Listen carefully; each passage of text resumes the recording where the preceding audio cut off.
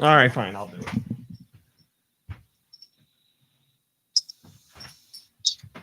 Are you happy with that? Yeah, it'll do. Can... I said it'll do. Okay. All right, that's good. This can go. All right. Okay. I feel like I'm forgetting something, but I'm not. All right, you ready, Daniel? Yeah, totally. 3. What? 3, 2, 1.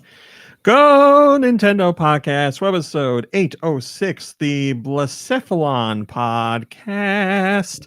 The Go Nintendo Podcast is a part of the Greenlit Podcast Network at greenlitpodcast.com. Mom Brain, will you do us the honors, please, and tell us about Blacephalon? Sure.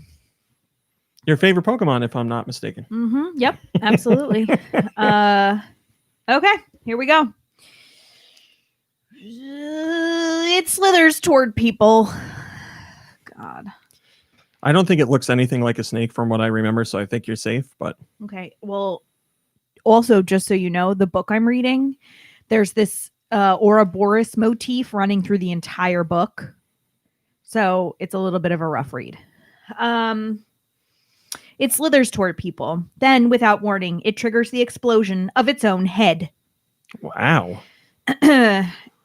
I will reserve my comment about slithering around and triggering the explosion of its own head. What's that? Somebody in the call here will know. What's the name of that movie where the guy's head explodes? Is it Scanners? Scanners. Thank you. Scanners is an amazing movie for that one scene. Yeah, that's probably like the number one greatest head explosion in cinema history. If you go on YouTube and you type in top head explosions for movies, Scanners will be number one. Well, then there's basically every time, yeah. There's Big Trouble in Little China, but that's not just his head; that's his whole body. That is a whole body explosion. Yes, that is not allowed. Count. Not allowed. But doesn't that explosion happen off screen? I remember him blowing, getting larger and getting ready to explode. And doesn't he have steam shooting out of his face? Yeah, and his nostrils. It's like a cartoon. Yeah, it's great. I heard that's a documentary too. And the events happened in real time. Mom Brain, please. Oh yes, I'm so sorry. I know you're all. Beast Boost. Can you tell me what's going on your laptop here? Because you're very distracted. Hi to everybody. Okay. Hi, how are you? It's apparently one kind of ultra beast. They're 5'11". They're 28 pounds. Their gender's unknown. The category is fireworks, and the ability, of course, a beast boost. Thanks, Mom Brain. I appreciate it. We have a loaded crew today. We have a star-studded crew. We have regulars. We got your regulars. We got your sometimers. We got your not in a long time. Irregulars. We got everybody. Hello, Do Michaels. How are you today? How are you, Do Michaels, today? We have Kirby. How are you, Kirby? Doing good, thanks. We have Nicholas Mound. Hello, Nikki Hill. How are you? Glad to be here. We have cares about me. Oh, rest in peace, Larry King. We have vitamin. We have vitamin G. Yes, Larry King is dead as of today. Oh, what? Didn't you care about him? Mom Brain, did we care about LarryKing? No one cares about me. No, we don't. He's part of video game history now. That's true. He did the. Are they canceling the Sonic sequel then? If he's not going to be a part of it, they are not canceling it because no one cares about him. Vitamin G is here. Hello, Vitamin G. Zip. Where are you, Vitamin G? I'm in my car. I'm about to get out of my car. Oh, okay. And then we have, oh Jesus, was it Music Man? Was your name Music Man? Dude, I don't even know. Can we change it? Can we change it to Pebble Boy? Because that's what you are on my phone. Yeah, Pebble Boy sounds fantastic. This is, what is this? 11 years in the making? So I think that I was thinking about it, and I'm pretty sure I've been on 3 times in 3 decades. Well, I hope you enjoy your one time for this decade. Yeah, see you never. We have Pebble Boy. Thanks for joining us, Pebble Boy. And of course, we always have the wonderful, the talented, the amazing Josh Grobot. How are you, my friend? My name's Josh Robot, and I'm here to say I'm the best on this podcast, far and away. I'm so great. And you guys suck. If you don't like that, I don't give a darn. Man, Josh jumping right into it today. I'm the star of the show. You are, Josh. Thanks. And then, of course, hello to Steel Diver and Wolfer Chaser, Twisted, and Vash. Am I in the right? Oh, I'm not in the right place. How embarrassing. Let's try that again. Hello to Steel Diver and PC and the Owl Wolf and Fluffernutter and Highland Tom and Giant Reggie and Mom Brain and Freddie Fro and Highland Tom and Mice and Gods and Timothy Honeycutt and whoever else I didn't see in here. Man, it's moving fast for me. Mine Without a Cause, Tent Division, Dre Gamer, Ridley Saria, my mom, everybody, all the regulars, Malakalo. Thank you for joining us, everybody. Well, I had a couple things I wanted to start with, but Nikki Hill apparently has something that is exciting, so I'll turn it over to him. Nikki Hill, go right ahead. Please go ahead. Hello, Super Shano. Nikki Hill, it's your time to shine. Okay. Well, I don't know if you've heard some Moving people on. say, like, why do my dog's feet smell like Fritos? I have heard this, and I have experienced this myself, yes. So I guess there's like bacteria and fungus and stuff that live on the skin, and like it's normal. But if it gets really bad or like there's like a yeasty growth, then you want to clean your dog's feet. But I was thinking about that, and I think that the smell basically gave the name to the corn chips, because if you say furry toes, Oh, boy. you say it fast, furry toes. Come on, Brain, we have that drum roll for a reason. No, this isn't a drum roll. Dogs have been around a lot longer. Or I mean, that rim shot. Hey, raw meat, so I gotta go. I think I'm completely out. Nikki Hill, this is your big news. You know, the mistake was listening and believing when he said he had big news to share with everybody. I think I hate you. Well, thanks, Nikki Hill. I'm just kidding. I had exciting things to share, but I don't know if they're going to live up to that. I want to know how much time you put into thinking about that. Clearly not much. I thought you were going to say clearly too much. I want to say, hold on one second. I missed it. God damn it. Where did it go? Somebody said something. Joe is cool says, hello, everyone. In recovery from surgery this weekend, watching the podcast with Mom is Cool and the dog. Well, we hope your recovery is going well, my friend. Thanks for joining us. We'll try and keep you entertained for the next, what is the podcast? 7 hours now? We'll go for about 7 hours. Probably. All right. Do Michaels. Hope y'all packed a snack. I have something for you, Do. Oh, I'm ready to receive it. Do Michaels. I often talk to you about how, well, especially lately, how happy I am that you've given games a second shot and you went back to try Celeste again and it clicked for you. And I'm here to tell you that your revelation with Celeste has inspired someone so much so that they felt the need to reach out. So I am reading this for you, Do. This comes from Kaminari1. They got in touch with me, and I got permission to read the email. They say, after listening to Saturday's podcast last Saturday and hearing Do talk about Celeste, I decided to really sit down and play the game. Mom Brain, you're ruining this. Excuse me, please. After having it on my Switch for over a year. I just beat it a little bit ago, and I need to thank him. If it wasn't for him talking about the game, I wouldn't have gone back to the game and actually devoted some time to it. I've been burned on other games people have gushed about. I'm looking at you, Undertale. That's what he says. But I'm so glad I did go back because it was such a magical experience that is lacking in games nowadays. From the music to the story, it all just felt like a breath of fresh air that I needed. I can go on for paragraphs about the beauty of Celeste, so I will stop this email here. Please give my thanks to Do for raving about Celeste, a GoNintendo fan since 2006, Kaminari1. Thank you, Kaminari1.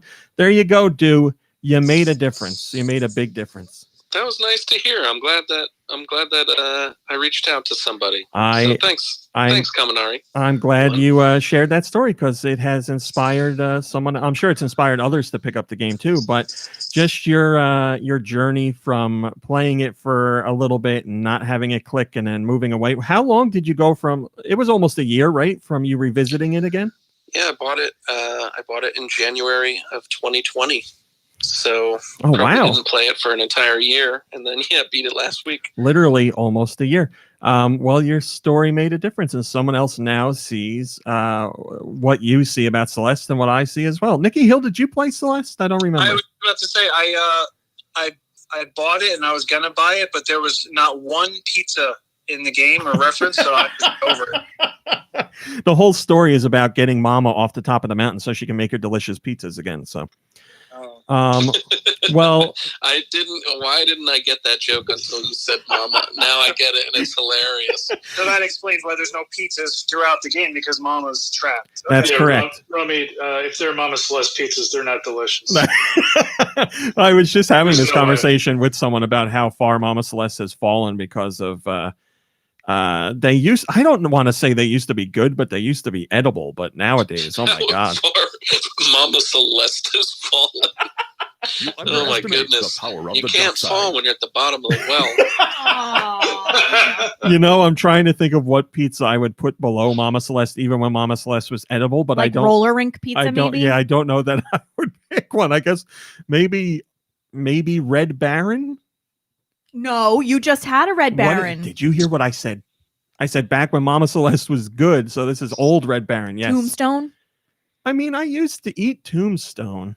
Yeah, I'm sorry. Have you guys ever had the ShopRite brand frozen pizza? That's pretty bad. It's like really like under seasoned. You know, thumbs down. Usually we will try the ShopRite brand food, and we'll end up being like, "Hey, this is pretty good," or at least comparable. But I've never had the pizza, so I'll stay away from it. And you didn't like it. Oh, did I? Yeah, you were like, "No, this isn't." And I think at the time you were like, usually the ShopRite brand is like. You know what I remember? You going to the food store and some lady being like, "You should try this pizza. It's the best." And it was the worst pizza I ever had in my life. You said it was ShopRite Bland. ShopRite Bland. That's right. Bland is how I would describe it, actually. Well, you know what? I think Tree Tavern is kind of bland, but you sprinkle a little something on it and it turns into a really good pizza. Yeah, I think it's good when you season it, but on its own, not so good. But we can all agree that Mama Celeste is the worst. So. All right, I just wanted to read that to you because I thought it was pretty cool. I wonder if Kaminari 1 put on any assist modes, or if they went through like a hardcore gamer. That's a good question. I'm sure they're listening. Kaminari 1, you can email me and let me know if you went through on assist mode, and I'll follow up next week, or any of the assist options, because you can tweak a whole bunch of them. But there you go. Now the question is, Nikki Hill, are you inspired to start playing Celeste?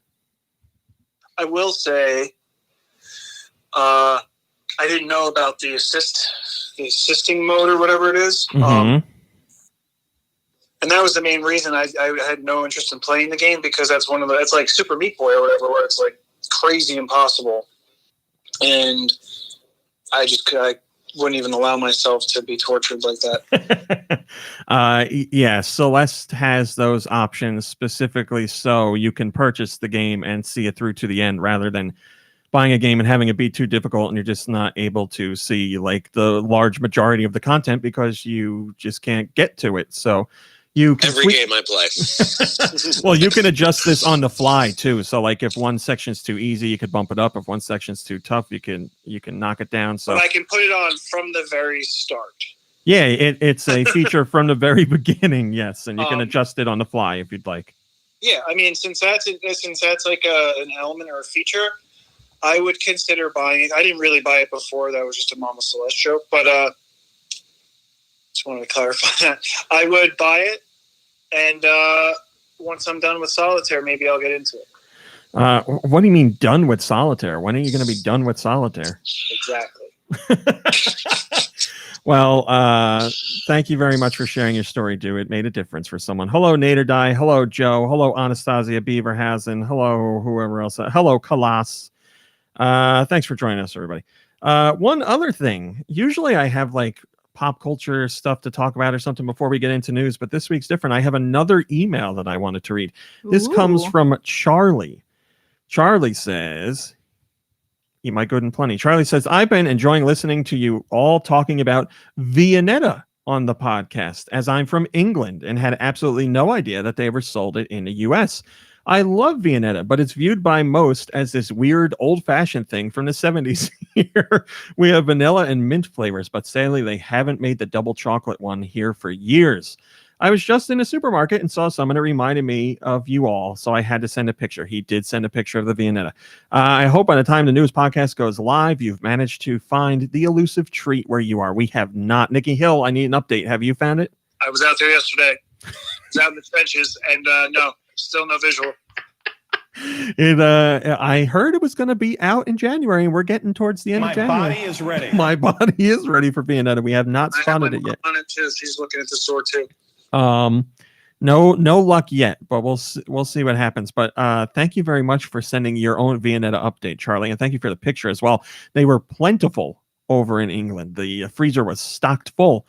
So I'm glad you know what? We have an effect on people when they're out doing food shopping because they either buy food based on our recommendations or send us pictures, or sometimes they buy something and it's just it's not that good, and they I'm going to get one of those ShopRite pizzas now. I'm kind of curious. I mean, I guess it was, I don't want to say it was so bad, but I guess it was so forgettable that I don't even remember eating it. But I promise Vianetta is not that way. Vianetta will be very flavorful. Mom Brain, remember when you recommended those cookies to somebody, or when you caused somebody to buy those terrible mango JoJo's and they'll never forgive you? I thought we put that to bed. Yeah, why you got to bring that up again?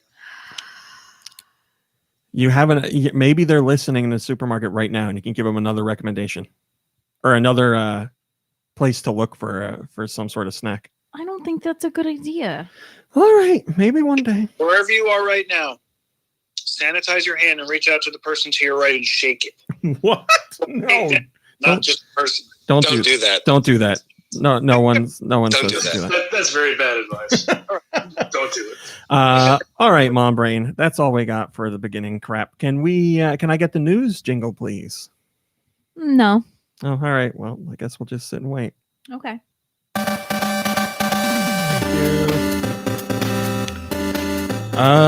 We got some follow-up on a story that we talked about a few weeks ago, but now it is official. As you might remember, we talked about Pikmin 3 Deluxe, which launched on the Switch, what was that, end of November?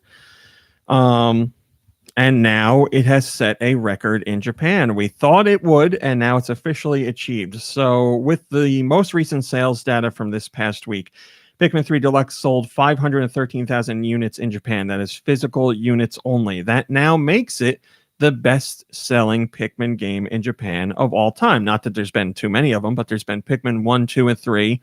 There was, what was it called? Pikmin New Play Control, which were Wii releases, but those also have been beaten. So this is the number one best-selling Pikmin game in Japan, and this is only in terms of physical sales. So with digital numbers, the tally is much higher, and the record was probably broken a few weeks back, but now Nintendo doesn't report their digital numbers. We only get the retail numbers. So now we can officially say it is the best-selling Pikmin game. First comment comes from the Pandalorian. And they say, good for Pikmin. I have never given it a try myself. It's up there with Fire Emblem and Splatoon. As bigger Nintendo franchises, I haven't even tried. I think you're in good company there, Pandalorian, because I believe most Nintendo fans, while they may be familiar with Pikmin, have not tried one. And the same goes for people on this podcast. I've played it. Mom Brain has played it. And Do Michaels has played it. But outside of that, nobody else has played Pikmin, right? Nikki Hill, you haven't played Pikmin. No. Do you have any interest in it? Maybe. What if I told you there's solitaire in it? I'm downloading it now. There's no solitaire, but there is bingo. That's You just lied to me. Why? That's true. Do you like bingo? I prefer Ubongo. Oh, well, maybe we'll have one of those later in the show. We got an Ubongo. Oh, there it is. Yeah, so I know Do Michaels and I would both wish that more people would try Pikmin. It is a very unique genre for Nintendo. It's not one you see them dabble in too much because it's real-time strategy. It's not turn-based strategy like Fire Emblem is. So you have to command your Pikmin troops on the fly and make decisions about how to split up and where to go. And there is as we've said plenty of times before, the horrible job of trying not to get your Pikmin killed, but usually Pikmin are going to get killed. Do Michaels, that last level in Pikmin 3 Deluxe is just a horror show. I lost so many Pikmin there. It's a killer. I was doing so good through the whole adventure, and then I got to that last level, and it was just a slaughter. I lost like at least 2/3 of the Pikmin I had with me. Yeah, it's always tough to hear them go and know that they're going to go, or sometimes like a whole swath of them will get taken out at once, and that's the absolute worst. Yeah, that's the worst. Yeah, that's exactly what was happening to me in that boss battle. I lost like 20 or 30 in a pop because that thing was like squashing them down, and there's just nothing I can do. But yes, if you don't mind that part of it, then you should give Pikmin a try. I mean, I hate that part, but the game is still fun. Nintendo has opened a new. You all right over there? I just had a little Ginder. I went out for a run. It's like 20 degrees out today, and like my lungs got a chill. Lung butter. Ginder? Yeah, Ginder. Ginder and Ginder. You know, like a big wad of phlegm. A Ginder. I like that. I never heard that. Really? Because that's not a word. You're friends with me and you never heard Ginder? Ginder That's my is like- dad's favorite word. It's an old New Jersey word, I'm pretty sure, because my dad uses it. Raw Meat's dad uses it. The air like- quality in New Jersey is so bad that we get Ginders here, but nowhere else. I'm looking up Ginder on the internet to see if anybody has said I have never heard of that before. Ginder is, here you go. Ginder is on Urban Dictionary, and it says Ginder runs around in mostly the northeastern part of the United States and is heavily used in New Jersey and New York. It's oh, well, this is not the definition I thought. Holy crap. Is it racist? It is racist, yes. Uh-oh. I'm not You're reading. canceled. I'm not reading it out loud. You know, I have Get to, emails now. you know, I'm looking up to see if anybody has the definition that I know it for. We always just thought it was like a big booger. Well, I mean, that's what I was told what it was. Yeah. Yes. Well, this is very disappointing. Oh I'm no. gonna have to do more research of this off the podcast. I'm not getting into this anymore. Well, there's a word we can't use anymore. Well, moving on, as I was saying, Nintendo opened a new Twitter account, and this is for the people who love the really dry, boring Nintendo information. I happen to really like this stuff. Maybe you do too. Nintendo opened a new Twitter account that will share their corporate and investor relation news. So every quarter, we cover Nintendo's investor relations presentation and the sales data and the Q&A. But now Nintendo has opened a new Twitter account that will tweet this stuff out. Now, obviously, it's not going to be as in much detail as we do it or anybody else does it. It'll just be the little tidbits, but perhaps we'll get something translated more quickly than we usually do, because when Nintendo puts out their investor briefings, you have the Japanese version first, and the English version of the presentation is fairly quickly after. It's like an hour later that you get the English version. But the Q&A is not translated for at least a week. So hopefully this will cover the Q&A and we can get some short snippets of English translations officially from Nintendo. Because right now we have a whole bunch of just diehard Nintendo fans who know Japanese who will translate that stuff, and we get the gist of what's going on. And then Nintendo puts out their official translation. So you can follow this Twitter account at the name Nintendo Co. Ltd. If you follow that on Twitter, then you'll get all that. We have... I think the next investor briefing is coming up very early February. And I can't remember. I think that's the one where Nintendo doesn't do a Q&A. I think it's just the investor briefing. I could be wrong. But either way, we'll get the latest sales update. We already know the Switch is over 70 million units sold, but we'll get the specifics on software and the new million sellers and all that. So follow along on that Twitter account. Ak McGowan says, this is great. More companies should split stuff this way. It is interesting to see, because this is stuff that Nintendo would never tweet out on their regular social media channels, because it's, a subset of fans are interested in this. They use those main Twitter accounts to promote their products that are coming up and get people interested in buying stuff. But this like nitty gritty sales detail has to go somewhere else. So it's pretty cool to see they open this Twitter account. What else we got? Monster Hunter Rise has a demo out right now, and some people notice that there's an issue with the demo, and it all depends on how many friends you have. If you go play the game online or the demo online, you can play with up to 4 other hunters, But if you have more friends on your friend list than other players, you may have a choppier experience. This is because there's some sort of bug, and Capcom has addressed it. They've said that they are aware of the bug, and it causes your game to hitch like every 2 or 3 seconds when you're playing online. It won't happen when you're playing just solo. And obviously this isn't supposed to happen. And the more friends you have, the worse the glitch is. So I don't know what the hell Capcom did to cause this mistake, but they want players to know.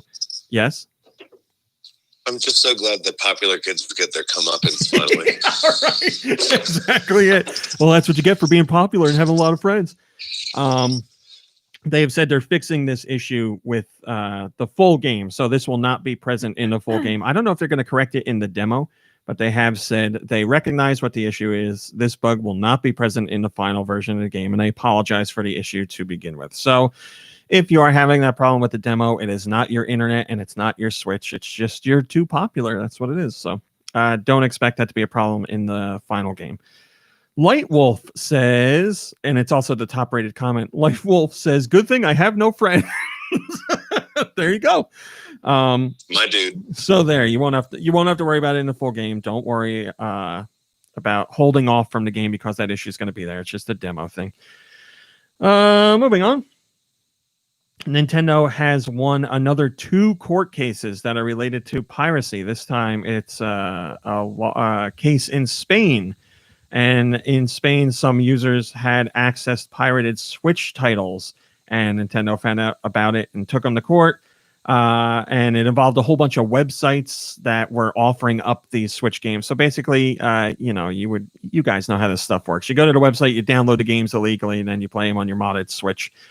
Nintendo found out about it. They got the websites to shut down, and now those people behind the websites owe Nintendo millions of euros to pay in the damages for downloading new Switch games. Nintendo also released a statement on this. They say Nintendo initiates these actions not only in its own name, but also on behalf of the more than 2,000 video game developers who depend on legitimate sales of Nintendo Switch video games for their livelihood. So yeah, it wasn't just first-party stuff, it's third-party stuff, but all on Switch, and Nintendo stepped in to say, hey, you can't... These guys are creating a portal for and are hosting these illegally downloaded or these illegally ripped games, and people are going on and getting these games, and no money's going to the developers or the publishers. So that's squashed. This is nothing new for Nintendo. They're doing this. They've been doing this for years. They've been doing this for years, but they're going extra tough lately and trying to squash out as much as they can. So they do this with old and new games alike, but obviously with the Switch, they put a big focus on it because that's their main platform right now. And we've seen Nintendo partner up with other third parties and other first-party hardware manufacturers too to fight piracy. Nintendo, Sony, and Microsoft have all joined up not that long ago to talk about how they're gonna not only make their platforms more safe online, but also do their best to try and squash any of these sites that are hosting illegally or hosting downloads of games or providing portals to those games too.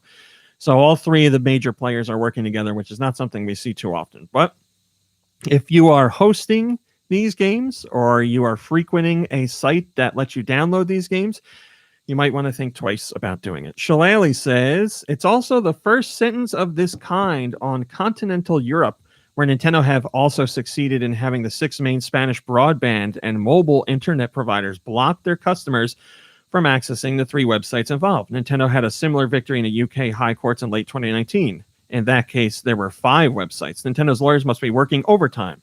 They're never out of the news.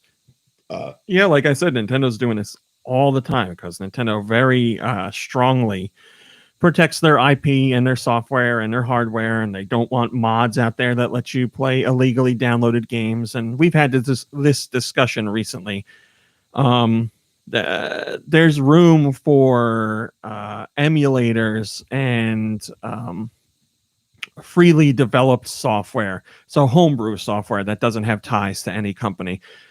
Just a homebrew developer that's making something that runs on an emulator. And I know the big players aren't too keen on emulators, but emulators in and of themselves don't do anything wrong. They just are a virtual machine for methods of playing a game. It's when you bring in the ROMs or the illegally downloaded games or the illegally uploaded games from Nintendo or whatever company. That's when the companies have an issue. They may take issues with emulators in general, but there's really nothing they can do about that. But when their software is stolen, they can obviously do something about that. My brain. Yes. Can I get a drum roll, please? Happy to. A Pokemon trading card game box was just sold for $400,000. For $1. No. For $1. No, Billy. For we $1. can't. Billy. We can't go all the way to 400,000. 400,008 or I'm sorry, let me try that again. Now I sound like the goddamn Price is Right lady. $408,000 was pulled in at auction for a Pokemon trading card game box. It's the first edition box. And if you are a Pokemon fan, you most likely know that Pokemon card sales right now and auctions are at an all-time high. It's absolute insanity. The money that Don't be a sweaty, be a That's right, go-daddy. Josh. The people that are bringing in these cards for auction are making more money than they've ever made before. And the first edition stuff and the limited edition stuff is bringing in the most, obviously. But the values just keep climbing, which is why this new record was set. $408,000 for just one box. That guy's getting laid. Well, with that much money, he can do whatever he wants now. You know what he's probably doing? Probably buying more Pokemon cards. So we'll see what happens with other single cards, but a box brought it. That's a new record for, I think it was Heritage Auctions that did that one, but that's a new record. And they just set a new record a couple weeks ago. We're seeing records set for boxes and individual cards as well. So I actually just had a friend get in touch who said they don't have a box from the first edition, but they have all their original first edition cards, and they kept them in sleeves in a binder, and they sent me pictures, and I was like, oh my God, this could be worth a lot of money. And there's holo cards in there too. So I don't know enough about like to rate each card or say what the value is, but I know that there's potentially some big money in there. So if you have Pokemon cards, even if they're not in the best of shape, you might want to, if you're not collecting them just to be a collector, if you just have them sitting around and you haven't looked at them in a long time, maybe you could get some money for them. Mom brain, if only the same thing happened for baseball cards. That was my college education tucked away in the attic. And your parents don't know where those cards are. Yeah, they do. Oh, they do. Yeah, they're in the shed at their house. Well, it's time to take them on Antiques Roadshow and see what they could get. Yeah, maybe. Like, for all I know, I mean, where they live, there's probably like a possum living in there or something now. playing with baseball cards? Yeah, absolutely. First comment comes from Shillelagh and says, how much did these originally cost? If only you knew back then what was worth buying and keeping sealed. Well, I know kids didn't really do it, but there were some adults back then who, when any card game comes out, they are thinking that it might end up being popular. So they buy two sets. They buy one to play with and one to never open. The same thing happened with like Magic and Yu-Gi-Oh! And there's certainly cards for those packs as well that are hugely valuable. Yu-Gi-Oh! Cards are really big right now as far as money. I think Pokemon cards are more valuable, but Yu-Gi-Oh! Brings in like thousands of dollars. So I don't know if Blue Eyes White Dragon is worth anything. Maybe the first edition Blue Eyes White Dragon is worth something. We have, yes? That's like, or like some, it doesn't happen very often, but like either a parent or a grandparent or an aunt and uncle or somebody like buys a gift for like a birthday or a Christmas or a holiday or something, and they buy it early, wrap it and put it away, and then they forget about it, and like they find it later when they're clearing out and they're like, what the heck is this? And they open it, or they like die. and they throw it in the trash. Yeah. Yes, they die. Or they like die. Sweet, grandma died. Now I got all these great cards. PC in the chat says, I found a Rubbermaid tote full of Beanie Babies when I helped my mom move in 2017. She hitched her horse to the wrong wagon. Yeah, I don't know if Beanie Babies held their value. I will never forget that story of a husband and wife getting divorced, and they, in the courtroom, are dividing their Beanie Baby collection. Just love the idea of like, I get the sparkly pony and the tie-dye bear if you give me the purple sheep. Can we make this happen? No deal. Hello, Link Triforce. Thanks for joining us. Moving on. Takaya Imamura has worked at Nintendo for 30 plus years, but he will not be working there anymore, for he has retired. There are numerous employees at Nintendo that have become household names for video game players, like Shigeru Miyamoto and Reggie Fils-Aimé was one, even though he wasn't developing games, but a big part of Nintendo. And other developers out there are well known that aren't part of Nintendo, like Hideo Kojima and Koji Igarashi and stuff like that. But even though you don't know Mr. Imamura by name, or you might not recognize it right away, you've certainly had points of contact with his work.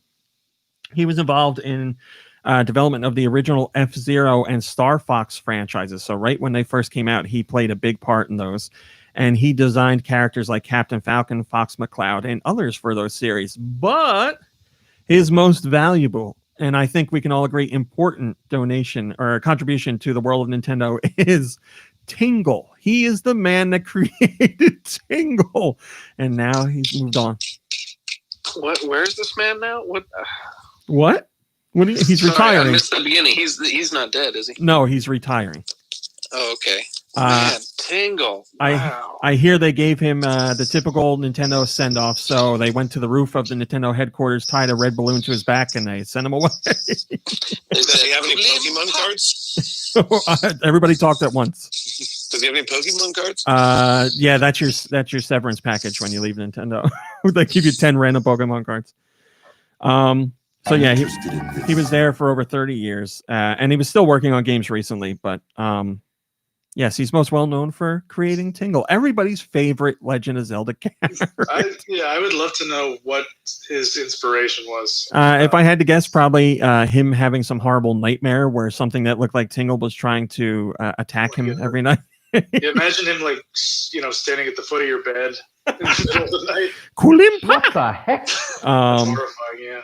Yeah, I don't want to know what's in the depths of his mind that led to creation of Tingle, but Yomorode says, I remember him far more as the character designer for Star Fox and F-Zero, but to each their own. Well, yes, he was involved with all those, but Tingle is certainly one of the most divisive Nintendo or Legend of Zelda characters.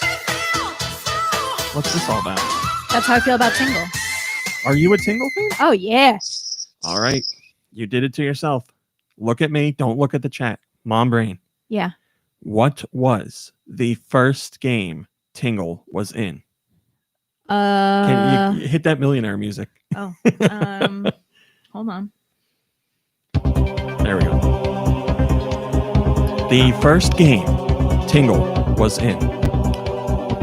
I'm going to say the first game he was in was Link's Awakening. Final answer? Yes. Stop the music. Can you hit me with the Price is Right fail horn? His first game. Anybody on the call? Does anybody on the call know Tingle's first game? Oh, I always thought it was Majora's Mask, but I could be wrong. Super Mario Brothers 2. Kirby, you are correct. I almost said Majora. For real? It is Majora's Mask. Yes, the most divisive Legend of Zelda game is also the one that gave birth to the most divisive Legend of Zelda character. Yeah, that makes perfect sense. I thought it was Call of Duty. You do tend to think of Call of Duty a lot, right? Shout out Did to run my into road. the Gulag the one time. All the Duty road. I gotta fight Tingle in the Gulag. Tingle jingles. So, thank you to Mr. Imamura for all of his work. Obviously, we'll see a lot more of his characters going forward, but yeah, he's been working for 30 years. It's time for him to rest a little bit. What time are we at? We could do one more. All right, North America. What do we got in North America this week? We got a big one coming up. It's not out yet. It comes out in a couple days, but it is a very big one. Atelier Ryza 2, Lost Legends and the Secret Fairy. The Atelier Ryza ended up being the biggest entry in that long-running franchise for Koei Tecmo by a lot, actually. So they followed up with a sequel pretty quickly, and you'll be able to get it on January 26th. Also available is 12 Labors of Hercules 3, Girl Power. Abyss, The Wraiths of Eden, Adverse, Air Bounce, the Jump and Run Challenge. Arcade Archives Police Galavan. Bancelot. No, god damn it. Balancelot. There you go. Like balance and Lancelot. Battle for Blood. Bezier, 2nd edition. Bouncing Hero.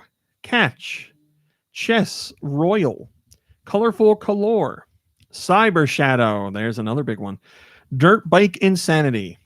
Ephemeral Fantasy on Dark. Froderick the Driver. Gmode Archives 25 Topalon. Ghostanoid. Gradiently. Grisaia Phantom Trigger 5.5. Her Love in the Force. Oh, here's another big one. Hitman 3 Cloud version. Jiffy. Legend of Numbers. Loot Hero DX. Missile Dancer. Neoverse Trinity Edition. Nosferatu Lillinor.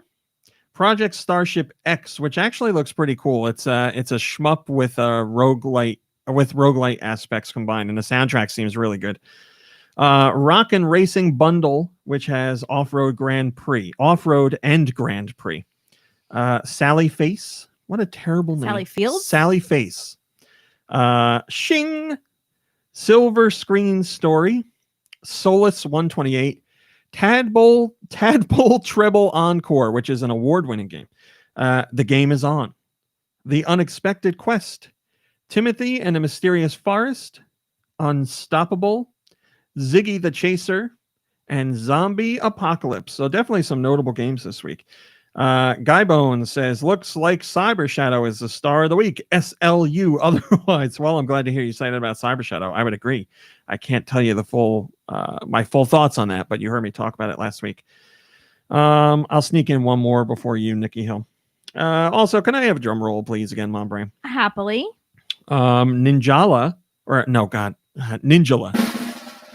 Ninjala, which is a free-to-download game on the Switch, has reached 6 million downloads. Thank you. We've talked about Ninjala. The only reason I remember how to say Ninjala is because of what you said, Nikki Hill. Angela? That's it. That sticks with me every time. Burritos. Ninjala has managed to hit over 6 million downloads on the Switch. It is free to download game. And it's I've talked about it in great length before because I like some of it and I really dislike other parts of it. It just didn't click for me because of the rock, paper, scissors aspect to the battle. But you love rock, paper, scissors, though.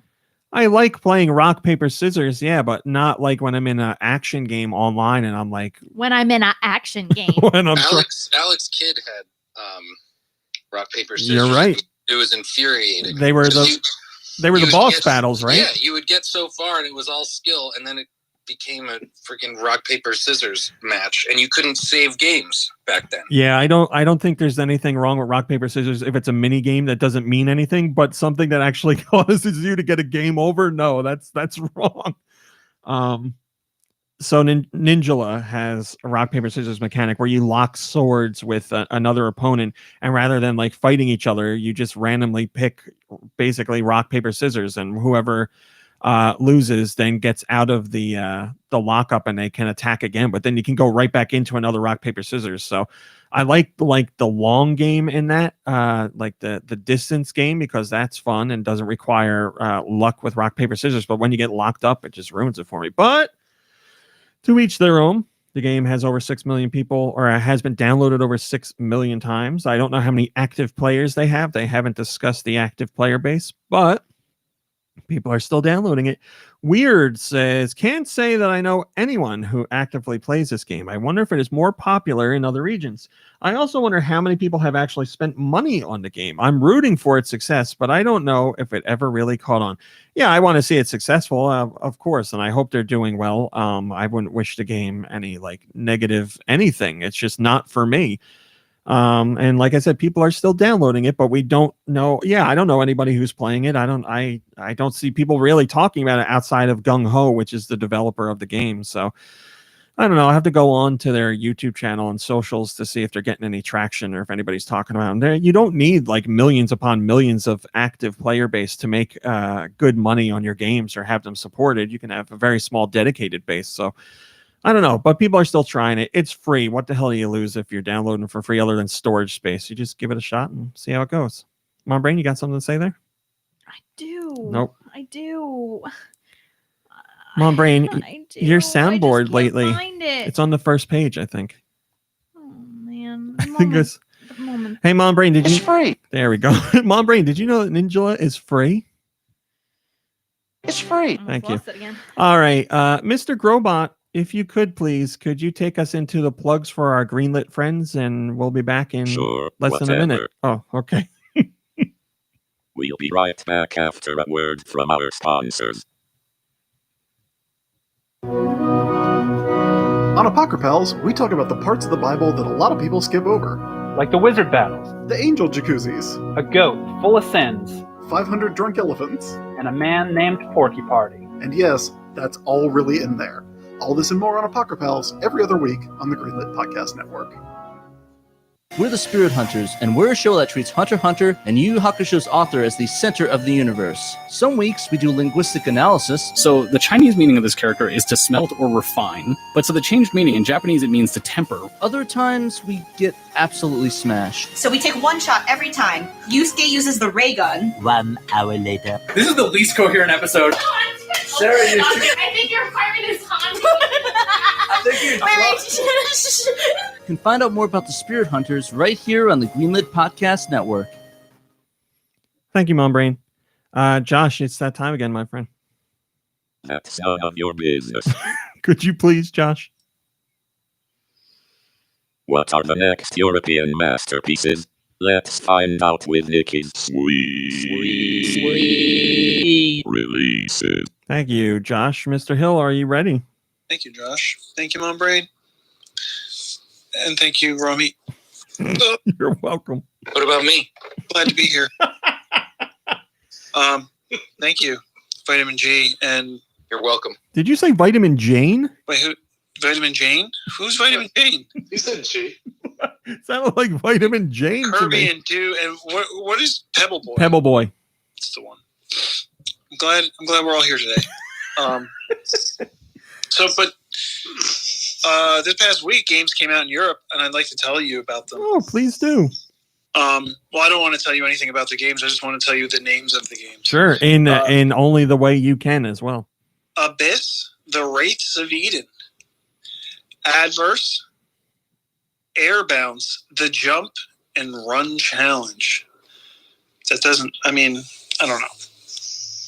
All Walls Must Fall, a tech noir tactics game. Balancelot. That is a great name. It's about a guy riding a unicycle who has a lance. Oh.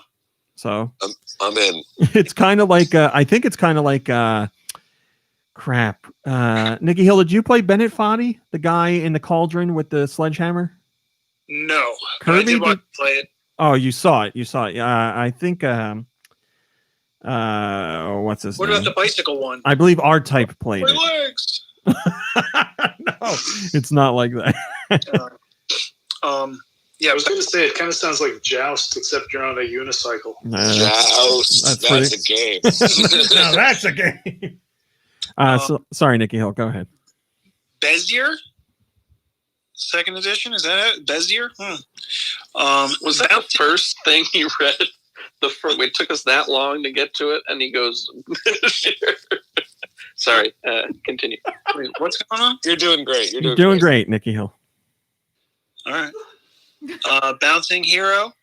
It's a lot of bouncing in this week. Jumping and bouncing. Catch with 2 T's, if you can believe that. Like with cats? If you can believe that. Things are getting crazy. Chess Royal. Colorful Colore. Or Colorful Color. Canarium. Dadish 2. These are just ridiculous names. Come on. Danger Gazers. I like that one a lot, actually. I like this next one. Dark Sauce. Dark Sauce. Did you pick up dark sauce? You mean soy sauce? No. Dark chocolate sauce. It's gravy. Dark sauce is gravy. Oh, yes. Do you have any dark sauce for the turkey? That sounds like something like a family would call it that the kid doesn't know, like that it's not called that, and then they go somewhere and they're like, "Pass the dark sauce." When the kids go to bed, we'll bring out the dark sauce. I don't know if I dark sauce, you know? That's terrible. Dirk Bite Insanity, Dungeon Nightmares 1 and 2 collection, Ephemeral Fantasy on Dark, Epitaph, Froderick the Driver. I want to meet somebody named Froderick. Yeah. Yeah, every time you say that, it reminds me of Young Frankenstein. Froderick. Ghostinoid, Gradiently, Grisaia Phantom Trigger 5.5, Hitman 3, the cloud version. Gonna have to pass on that, I think. I don't know if I can do cloud games. Oh, yeah? After all your support of the previous Hitman games? Hey, man. No, Hitman. Hey. That was hilarious. That was good. That was quick. Her Love in the Force. Hey, man, 3. Jiffy? Is that a popcorn game? Oh. Joe's Diner. Joe's Diner, I believe, is about a diner that has been built on a Native American burial ground, I think. And the Native American ghosts aren't like angry; they're just kind of annoyed. Hungry. They're hungry. Is Craig T. Nelson in it? I don't know that Craig T. Nelson has ever been in a video game. Oh, we gotta change that, right? Too. Maybe did he do his voice? Yeah, let's change that.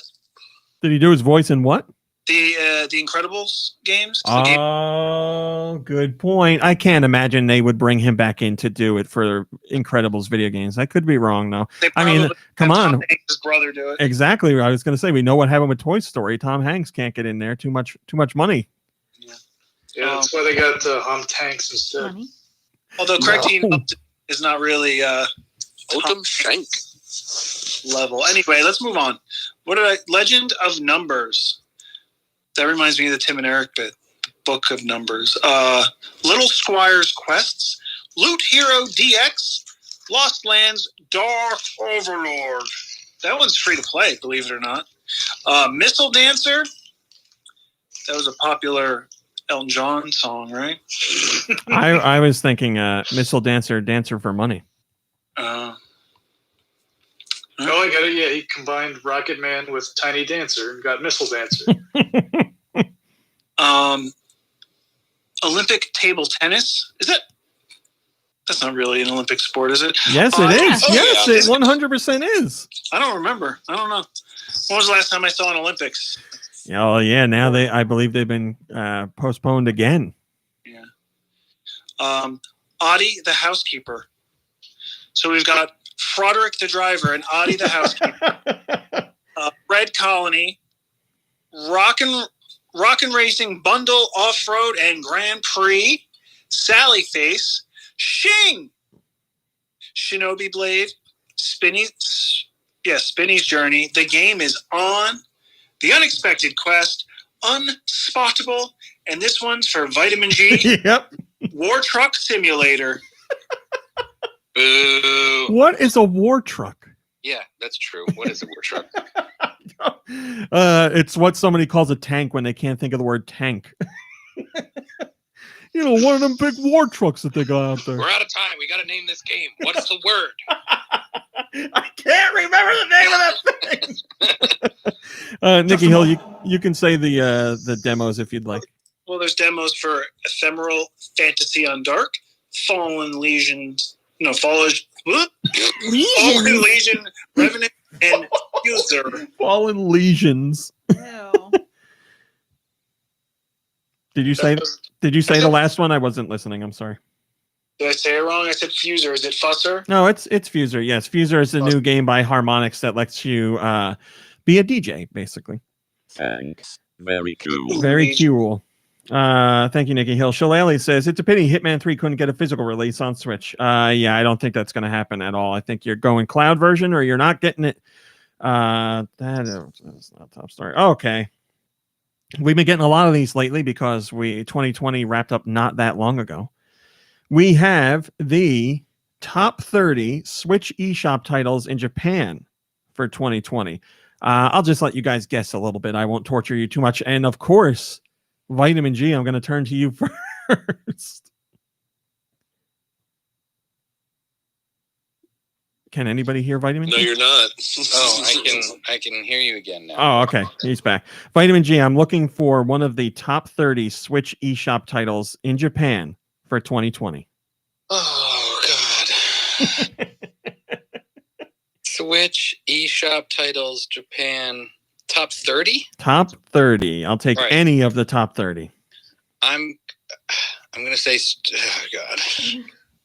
Just this wild guess, Streets of Rage. Streets of Rage. I'm looking. I don't see it. I'm sorry. I was hoping you would just go for Call of Duty right off the bat. Yeah, I should have. No Call of Duty on Switch, but it still would have been funny. All right, let's go to Do Michaels. Do Michaels, do you have a guess? Let's do Animal Crossing. Animal Crossing is number 1. Very good, Do Michaels. Number 1 out of the whole year. Kirby, I'll go to you. Do you have a guess? Oh man, I'm gonna say Monster Hunter. Monster Hunter. There is a Monster Hunter on Switch. Yes, Monster Hunter Generations Ultimate is number 16. Congratulations, Kirby. All right. Apparently we lost somebody on the call. Hold on a second. I'm going to guess Oh, yes. Perfect, Monbury. Splatoon. Splatoon is without a doubt on the list. Splatoon is number 6 overall. Congratulations, Mom Brain. Nikki Hill, I'm turning to you for a specific reason. I might not get that right, but I was going to say Pikmin 3. Pikmin 3, yes, is number 11. Very good. I get what you're saying. Pebble Boy, I will turn to you. Do you have a guess? So the category is top sellers. It is the top selling 30 Switch eShop titles in Japan for 2020. So can I guess that multiplayer Super Mario game? You can. I'm scrolling down the list. It has to be on here. I'm gonna be surprised if it's not. You're talking about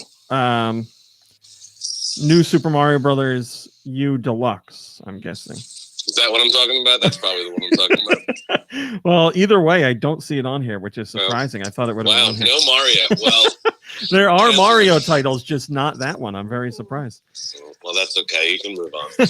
Mario Kart. Vitamin G's coming in with Mario Kart. Vitamin G. Mario Kart 8 Deluxe is number 5. You did it! Oh, what about the 3-pack with Sunshine? And I bought that, so that's got to be on there. Super Mario 3D All Stars is number 8. Yes, there you go. Right. All right, we had everybody guess enough. I'll tell you the top 30. Starting with number 30, Fitness Boxing, Pokemon Shield, due number 28 out of 2020. Top 30 most downloaded. Number 28 is Final Fantasy VII, the classic.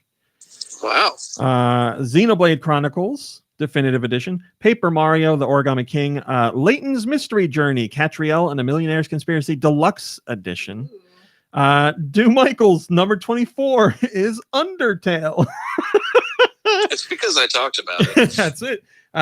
Moving on to 23 is Super Mario Party, then a baseball game, then Pokemon Mystery Dungeon Rescue Team DX, then NBA 2K20, Sakuna of Rice and Ruin, Nino Kuni, Minecraft Dungeons, Monster Hunter Generations Ultimate, Futari de Nyankai Dai Sensu, which we're all familiar with, Pokemon Sword, Among Us, Overcooked 2, Pikmin 3 Deluxe, Breath of the Wild, just the original Minecraft, Super Mario 3D All-Stars, Smash Brothers Ultimate, Splatoon 2, Mario Kart 8 Deluxe, Human Fall Flat, Momotaro Dentetsu, which has been topping the charts for months now.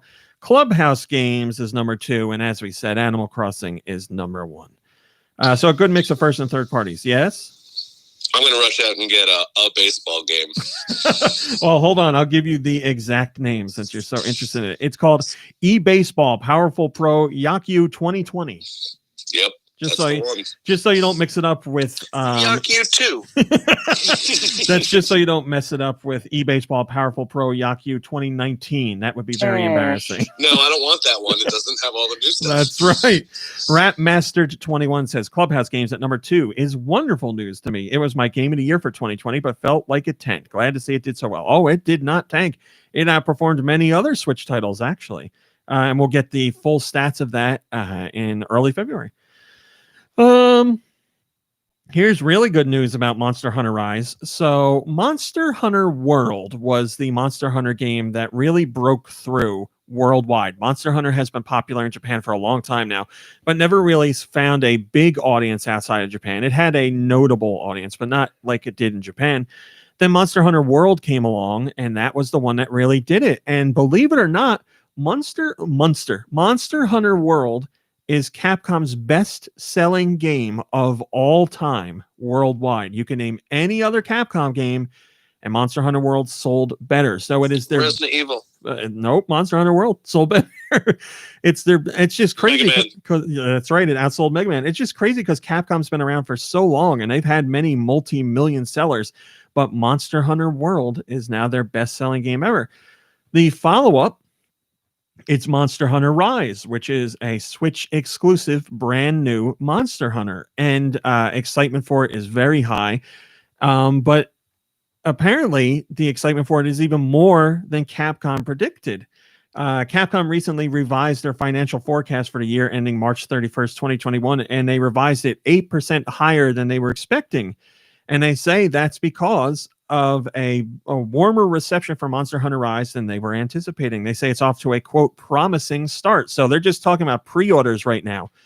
And what they're seeing through pre-orders is bigger than they were expecting. So that's excellent news. I know I am very excited about Monster Hunter Rise. I know Lube is very excited too because he's a big Monster Hunter fan. So we'll see what happens, but off to a good start. Giant Reggie says, Giant Reggie has found his niche every week now. Giant Reggie says, sounds like a Monster Rise in sales. That's right, Giant Reggie. You know, I don't want you to feel pigeonholed if you don't want to have, you don't have to do a pun every week if you don't want to. But no, he does. Okay, well, Nikki Hill says you do. Never mind. Also, I just said in the chat, every time you say Monster Hunter Rise, I keep thinking you're saying Monster Hunter Eyes. Like, dude looks at me with his Monster Hunter eyes. I have special eyes. I'm excited to see how well this game does. It looks great so far. I really like some of the new stuff that you're doing. I love the wire bug idea for quick getting around, and I love being able to jump on the backs of monsters to fight other monsters. That's a really cool idea. So I'm very excited for this one. It looks like a mix of more classic Monster Hunter with some of the quality of life improvements from Monster Hunter World. So it should be quite a big hit. And remember, it's not the only Monster Hunter game coming to Switch this year. There's the, I forget what it's called. Monster Hunter Stories, blah, blah, blah. That's also a Switch exclusive. We have a sales update on... Oh my God. Wait. Monster Hunter. You waited. What is that? What is that set? Did you hear that?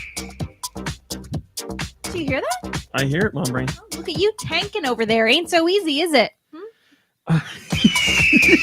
You waited till the end of the story. I can do whatever I want. Okay. The Tweet Eagle says so. The Tweagle is here. The Tweagle. That's it. The Tweagle. All right, Mom Brain, you've beckoned the Tweagle. For like Halo, just what? Look at the picture you put. Let me go over to the chat. Oh, yes, Malakalo. All right. So for those who don't know, the Tweagle is a new section on GoNintendo where Mom Brain randomly hits me with the Tweagle tune, and I have to read a tweet response to this story. I have no idea what it is, so it could be terrible, it could be mean, it could be important. I don't know. But this week's tweet comes from Jake says, good. I really hope Capcom continues the amazing support in games recently. After Resident Evil 7, they really amped up their game production and quality. Well, Mom Brain, you picked a good one this week. I know. So read a mean one. I'm sorry. There are too many of those to go through. What a hole. We do not have enough time for that. All right, Mom Brain. I feel like we're getting it. Man, you hit me at the end of the story. I was not expecting that. And that's it. We're done. You can't do another Tweagle. I know. All right, just making sure. I look at the top stories, and there's some that I think I might Tweagle, but then you don't do them. What do you mean? I feel like we missed the one that I was thinking about doing. What one was that? There was one that I didn't make a top story, so I skipped over it. It was. Sorry. Good I'm trying talk. to get to it. It was about Gabe Newell saying that Miyamoto's games are a lot of fun. Well, I didn't get to it yet because we haven't. I go backwards. Okay. That's going to be a story in a couple days. Oh, farts. Well, how many episodes of the podcast have we done? You don't know that I go in never look at reverse? top stories. I'm just here for the fun. We have an update on Nintendo software sales over in Europe. We have all of 2020 when it comes to retail titles. So we're talking about physical boxed copies only. FIFA 21 was the best-selling physical game in Europe, which is not really a surprise. They really love the old football over there. The beautiful game, as they call it. But number 2 was Animal Crossing New Horizons overall for Europe. And number 3 was Mario Kart 8 Deluxe. So Animal Crossing New Horizons and number 2 physical is not surprising at all. It is very likely number 1 in total sales, just we don't have the digital sales here. The real surprising one is Mario Kart 8 Deluxe because that has been out for years, yet it was still the 3rd most popular boxed game in all of Europe for 2020. We're not talking about Switch specific. We're talking about all of video games. So that's why Nintendo keeps making special bundles with Mario Kart 8 Deluxe because it is a long tail seller for them. The Pandalorian says this football lark will never catch on in Europe. FIFA being number 1 is par for the course over there, except that's a golf term. FIFA being number 1 over there is goal in the net. That's right. Very nice. So yeah, that's Red not gonna card. change. Red card. I deserve it. Thank you. You've much yet to learn. Moving on here, we have something about the Celeste soundtrack. We've been talking about Celeste a lot, and actually a new story came out this week. It's not a good one, but it is a good one to discuss. As I've said a few times, Lena Raine is the composer on Celeste, and she did an unbelievable job with that soundtrack. Even if the world's best singer. Of course, Josh. Were you on the Celeste soundtrack, Josh? Yeah. I remember that tune, of course. My favorite one. How can I forget? Lena Raine did the music on that. Even if you aren't going to play the game, you should stream the soundtrack. You can listen to it for free. It's phenomenal. But anyway, there's some B-side levels in the game which give you new challenges in worlds that you've already been to. But those B-side levels also have B-side versions of the songs. And those songs were made by different composers. They're mostly remixes of the tunes that were in Celeste by Lena Raine. But as I said, different composers. Well, unfortunately, we've come to find out that the composers who made those B-sides haven't received any royalties for their work in the last 2 years. And they've been talking to the company that holds the soundtrack rights, Materia Collective, and I've been saying, what the hell's going on? And they're like, oh, we're going to pay. It's fine. Your payment's coming. And they never got it. So one of the composers finally decided to go on Twitter and he was like, look, I've been trying to get money, my royalties for the soundtrack for years now, and nothing's happening. So I'm making it public. And then, of course, once it went public, Materia Collective put out a statement. They were like, oh, sorry about that. It was what did they say? Something silly. They said it was related to outdated in-house software that was causing payment issues. So the 4 composers who were saying they weren't getting their royalty checks are now going to be paid sometime in mid-February. So it seems awfully fishy that they just weren't paying them. And then once somebody finally took the issue public, then Materia Collective is like, oh, yeah, we'll fix that for you. Yeah, it's so weird that someone didn't pay musicians. You know what makes me sad? Speaking of paying and musicians, when I'm on Bandcamp and people have their albums up there, A lot of them will let you download a digital copy of the album and pay whatever you want, and it'll say like a penny to whatever you want. But you can also get it for nothing, so you can just click it and say, "I give you 0 money," and still get the album. I'm like, you can't even give somebody a penny. Now that's the music business I know and love. So, yes, unfortunately, as Pebbleboy is saying, this is not just a video game music related issue, but a musician issue in general. But hopefully these people do get paid. Now that it is a public topic of discussion, I'm sure there's going to be lots of people who are up Materia Collective's ass to make sure these people get paid. So we'll keep track of the situation and see what happens. But those obviously, they did work for the game. They deserve to get the royalties. We'll see what happens. First comment comes from the Shoemaker, and he says that is really disappointing. Hopefully the payment process has no issues going forward. Yeah, I hope so. For legal reasons, this is all speculation and conjecture. I will say I don't know if there were payment issues with the software to begin with, but what matters is that they get paid now. So we'll see. Mom Brain, who spoiled this story for you, So sorry. Gabe Newell of Valve fame has said some nice things about Nintendo. So Valve is mostly known for the game distribution platform on PCs right now, but they most recently did Half-Life Alyx, so they still are developing games. And Mr. Newell said that they have other experiences in the works too. But in an interview talking about Valve in general, Mr. Newell talked a little bit about Nintendo. And he said, quote, "Playing Miyamoto's games, it's like, one, they're a lot of fun, but I can't think of any of his games I've ever played that didn't make me as a game developer. And a lot of make me better as a game developer. A lot of people consider Valve to make some of the best games out there. And to hear praise from their head honcho towards Nintendo, it's not the first time we've heard them say nice things about Nintendo, but to say he's played Miyamoto's games and every one of them makes him a better developer, that's some pretty hard praise." Casey says, Gabe looking like he's going to help Will Smith fight off an alien invasion there. Yeah, I looked at the picture of him, and he looks quite a bit different from what he did a few years ago. I get what you're saying, but yeah, I believe Mr. Newell has shared some kind words on Miyamoto in the past, but obviously Valve's games are extremely different from what Nintendo does, but there's a respect there, and people at Nintendo have applauded Valve for the games that they do as well. If only the two would team up at some point. There was talk at one time that the two were going to do something together, but those talks fell through or just didn't pan out or whatever it may be. There's interest there and there's a desire, but no, the perfect project hasn't come along. Mom Brain. What? Can I get a drum roll, please? Oh, I thought you were going to like ask for my opinion or something. I guess not. No.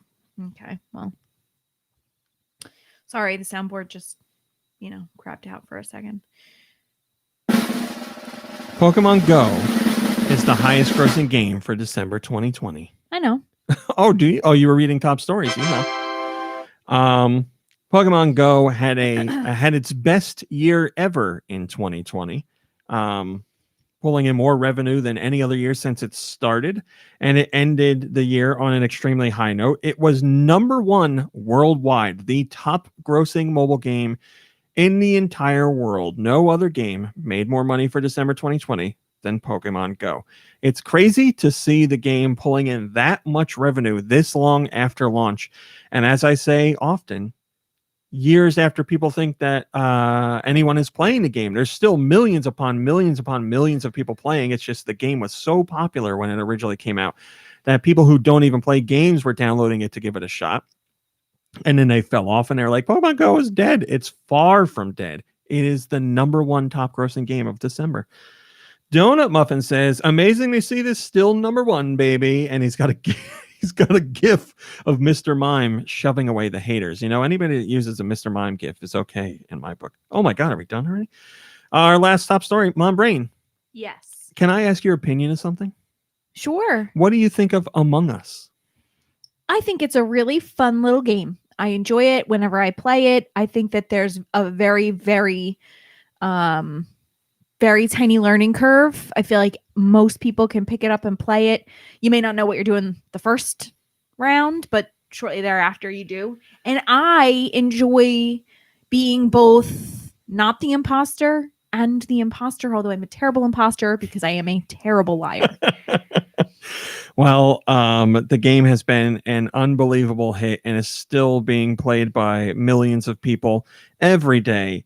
And now some of those people are playing on a Switch because the game came to the Switch just a few weeks back, and it ended up being an unbelievable hit for the developers, Inner Sloth. Super Data Research released some information on sales for the game, and they say that Among Us sold 3.2 million units in December on the Switch alone. That made the Switch the top version of the game in the entire world. So even though the game is on mobile and free, and on PC as well, but not free, you pay the same price on Switch for the game if you get the Switch version, but lots of people got the game on Switch. 3.2 million in December, and it did not launch on December 1st. I forget what the date was exactly, but it's been topping the charts since then, and we saw just last night that Among Us was once again #1 for the weekly charts, and that includes North America and Japan. We don't know about Europe, but we'll find that out in a couple days. So the game is undoubtedly a hit and undoubtedly still extremely popular. Donut Muffin says, congratulations to the team. Goes to show that if one continues to support their games after launch, one can end up with something really great that a lot of people want. And to celebrate, I made this image with the other #1 thing this... What? The other #1 thing this week. He combined the Among Us picture with Bernie Sanders sitting on the couch playing Among Us. So there you go. Double the memes. That's it. That's our top stories for this week. We did it. That wasn't so bad. Well, you know what? Let's go. Thank you, Zebra Foss. I appreciate it. Let's go to Pebble Boy first. Pebble Boy, what have you been playing lately that you want to talk about? Oh, wow. Don't pick all 80 of them or whatever. I know you jump in games for one day and then disappear the next, but the ones that stand out to you. I hop around a lot. Well, I've been playing Fortnite with you guys a lot, obviously. That keeps me pretty busy. I'm trying to think. I just got, I have Game Pass on Xbox, so when EA dumped all that stuff a month or two ago, I started playing the Star Wars Battlefront game. So I've been playing that quite a bit. You're playing You're playing the second one, right? Yeah, Star Wars Battlefront 2. Yeah.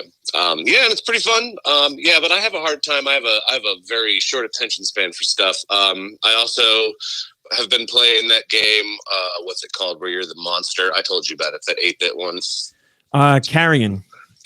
Yeah, that game is really cool. I haven't gotten very far in it yet, but it's very cool. Carrion's cool, and it mixes in some really interesting puzzles the further you get in. It's just cool to play as the monster. It is. It's very cool, and it's very violent, and I enjoy that. It is very violent. That's true. But yeah, that's about it. A lot of stuff on Game Pass. But Amy, my wife, is playing Animal Crossing right now. That's pretty much been occupying the second floor of the house. Well, that's what Game Pass is all about. You literally just go in and try anything, because why the hell not? It's perfect for me because I could, if I had to decide to spend $60 on a game, I would never ever play any games, and I just wouldn't own video games. So we talk about it fairly often. It's an incredible deal, and that's what it's perfect for. Jump in and play something for a day, or play something for 20 minutes, and you're like, nah, not for me. So. Yeah, but I'm going to try this Celeste game because you guys have talked about it so much. So, well, it's got the Do Michael's stamp of approval, which is very hard to get. So. It is hard to get. It is hard to get. I've actually played games way longer that I didn't like just because Du said that he liked them. Just so you know, the most influential man in gaming podcasts, Do Michael. All right, thank you, Pebble Boy. Let's move on to let's go to Kirby. Okay. Well, I played Katana Zero. How's that going? Here's the thing. I think I might have beaten it, but I'm not sure. I know where you are. I'm sure Nikki Hill knows where you are too. Well, so I made a choice in the game that allowed me to progress further than Nikki Hill. And I just I'm trying not to give anything away. Raw Meat, are they planning a sequel to this game? There's DLC coming out. Okay, maybe that's maybe that explains something. I'm not sure. There's one particular part where you make a choice based on two other characters, correct? And those two characters give you two options, and one option will end the game right there, and another option will let you continue on. Yeah, and I did the one that allowed me to continue. Okay, well then I think you've beaten the game. As long as you continued on to that and got credits after that, then yeah. Are there like alternate endings? I'm just like, I don't think there's alternate endings. okay, because I was wondering if I got like the crappy ending. No, I don't know. I believe there's only the one ending, but yes, there's a major chunk of DLC coming out. Okay. And it's free too, so. Yeah. So the actual game itself is it's pretty fun. It this one also gave me a kind of like Hotline Miami vibe. Oh yeah. Yeah, because you're like bursting into a room and just like trying to kill everyone in there as fast as you can before you get hit. It had that kind of a feel for me. I guess if I actually completed the whole game, or what there is of it now, then I guess I basically finished it in one day. Yeah, it's not a super long game. Okay, because I thought you had said it was. Well, you said it was longer than Gris. So. Oh yeah, it's longer than Gris by a lot. I feel like Gris you could do in like an hour? less. Yeah, I was gonna say less than 2 hours for sure. So maybe an hour and a half. All right. Well, I guess it's probably a good thing I bought it on sale. How sure long it's a did it good take? game, but, how long did Katana Zero take you, roughly? Oh, geez, I'm not sure. All I remember is that. Yeah, it was like over the course of a single day. I'm gonna look up play like what the average play time is. I'm sure it says it somewhere. That's fun. Yeah, it says Katana Zero is about 5 to 6 hours. Okay, well then, yeah, that sounds right. Probably about 6 hours. All right, well then you're good. All right, good game. Thumbs up from me. Other than that, I played. Is someone applauding? We all did. Oh, okay. Thank you. So besides that, I mostly played. I mainly played Hades a lot more this past week. I'm really invested in the story at this point. So it's good. It is. It's surprisingly, it's deeper than what I was expecting. Yeah, I completely agree with that. There was much more to it than I thought going in, and it's kind of sprinkled throughout as you go, and then gets more involved like the further in you get. Yeah, like I knew I was gonna enjoy the gameplay, because I haven't read like a single bad review for the game. I was, like I said, I was surprised at how how there's kind of this complex story going on at the same time. And I guess I wish I could talk more about this game, but like there's, I feel like anything I say could like spoil something. It's still new enough that we got to avoid that kind of stuff.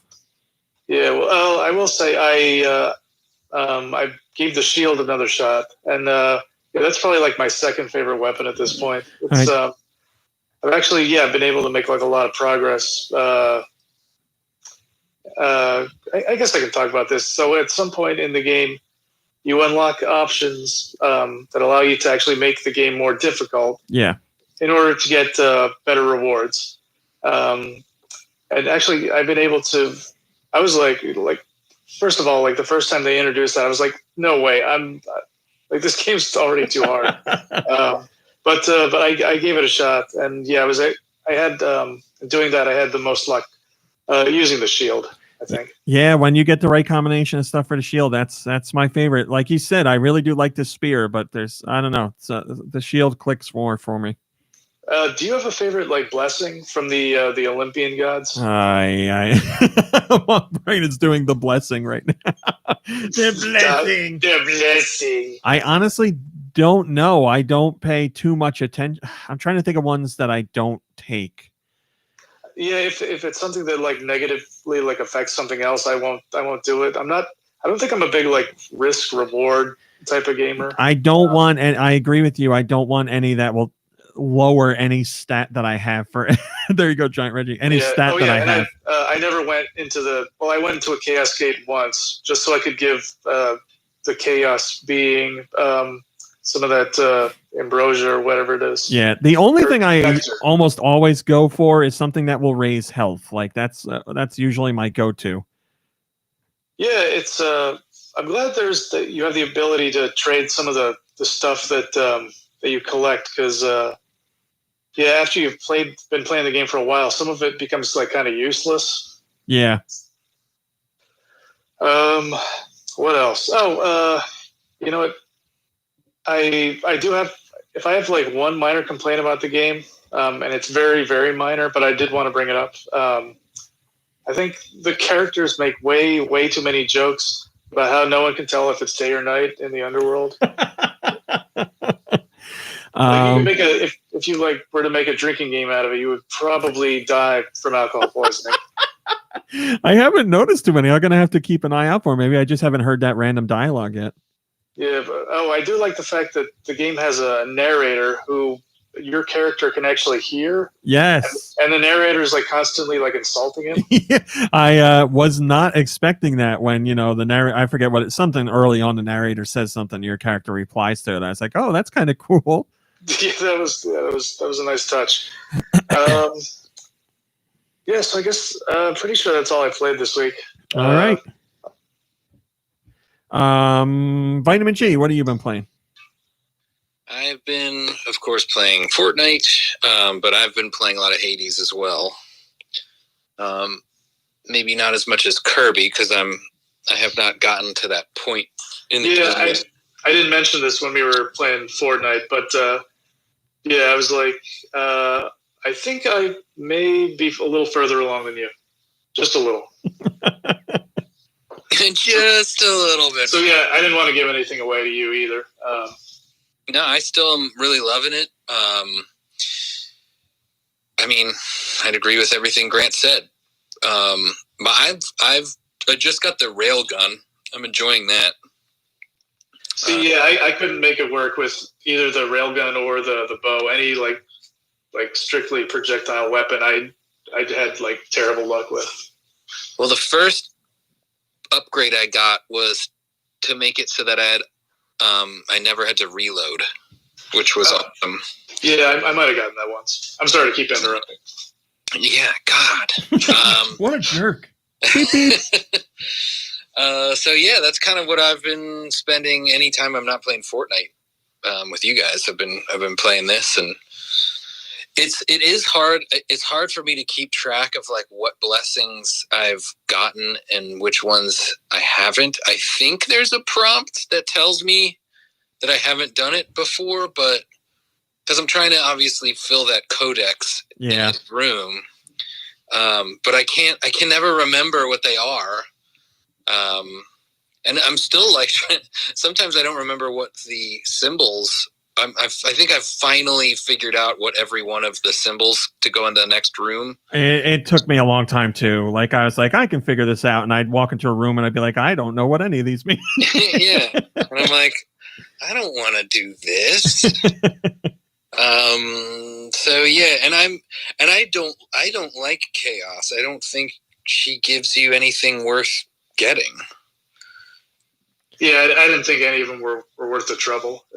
Especially because they're not permanent. You only have them for like a handful of encounters. Maybe the only one that I've used consistently is the one where like your health is depleted for like 2 or 3 encounters, and then it comes back, and then you get more of everything, like every reward. Yeah. From there on out. Like that's helpful because I'm still trying to permanently upgrade stuff. I also am like, I'm one of those people, and this is why like open world games like probably takes me a lot longer to get into open world games than others. And this isn't an open world game by any means, but this element of it is similar in that like there's all those upgrades you can do to the underworld, and I'm like I don't know which ones to do, and I don't know it doesn't say what they will do, and I'm like, why would I put curtains in here? That seems crazy. And so I just don't do any of it. I'm the same way. Like what that decoration stuff, I'm like, nah, I'm not going to spend my time on that.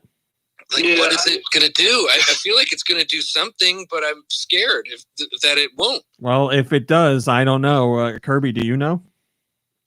Oh, you're talking about redecorating the House of Hades? Yeah.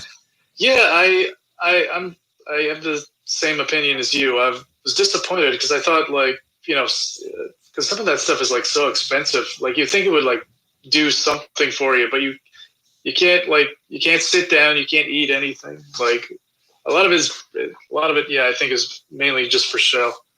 I'm also like, I've given multiple gifts to certain people thinking it's going to do something, and it never does. Well, sometimes it does. It does, yeah. You'll get stuff every once in a while. Okay. We're saying you can hook up with somebody. Yeah. That's not why you give a gift, though, really. You should really just do it to be nice. Well, That's how it worked with Mom Brain and I. I do it to just be a gave her a good gift, friend. and here we are. Yep. I want this game to be like Mass Effect, where I can hook up with any character. Yeah. Yeah. So yeah. Yes. Heavy breathing. Is that all you played, Vitamin J? Yeah, that's it. Nicholas Mountain, my friend, what did you play? I wanted to play a bunch of stuff, but I didn't. Instead, I started watching. I went back to watching, I guess, since the last episode of The Mandalorian I watched was at your house. Oh, that was a while ago. So I'm almost finished with The Mandalorian, and I watched WandaVision, and we won't get into that. I just want to be clear. so Nikki Hill was talking about being at our house before the pandemic. A year ago, yes. like literally almost a year This ago. wasn't speaking. Well, Nikki Hill, since you don't have anything to play, I do have to call you out on this, but I'm going to let you explain it because it is a Nikki Hill moment, and you have to talk about it. No, you don't even have to tell me. I wasn't thinking WandaVision as in Wanda and Vision. I was thinking as like smell-o-vision or television or Panavision or whatever. And I thought it was more based on Wanda because in the MCU, can I talk about that? About the movies that took place years ago? Like, yeah, the Vision died, right? In Infinity War, right? Yeah. So, like, he's not even in my mind. Like, yeah, he's in the trailers, but he's not even like, yeah, he's in the ads for the show, and he's in the show, but like I'm just thinking Wanda. I just want to make this extremely clear for everyone listening. Nikki Hill reached out to me to tell me that he didn't realize that WandaVision was a play on both Wanda and Vision being the stars. No, actually, I don't think I got it the first time. Thank you. Yeah, I didn't get it. I didn't get it either. Wait a minute. Is this you're being serious? Yeah, I didn't get it. Didn't give it two thoughts. I was thinking, like, I take so many things that I take for face value, and I don't look at like the other meanings. Well, Nikki Hill, clearly you're in the majority here. What's that? You're in the majority here. I thought it was plain as day. Pebble Boy, did you pick up on it? Oh, I definitely picked up on it, but like, I mean, I'm like a super nerd about this stuff. I could talk about this stuff for hours and hours. So yeah, I definitely, and like the whole connection between them with the Mind Stone and everything like that. Like, you know, I figured it was going to be pretty in depth. Maybe it's not as obvious as I first thought. So Nikki Hill, you're in the clear. All right, thanks so much. Is that it, Nikki Hill? Yeah, well, other than a la carte is Dracula backwards.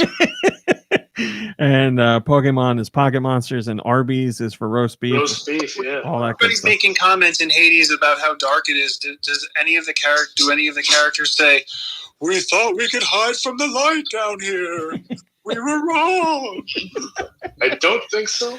All right. Do Michaels, my friend. What have you been playing? Oh yeah, the cream rises to the top. So I've been playing a few things here. Let's pull up my list real quick.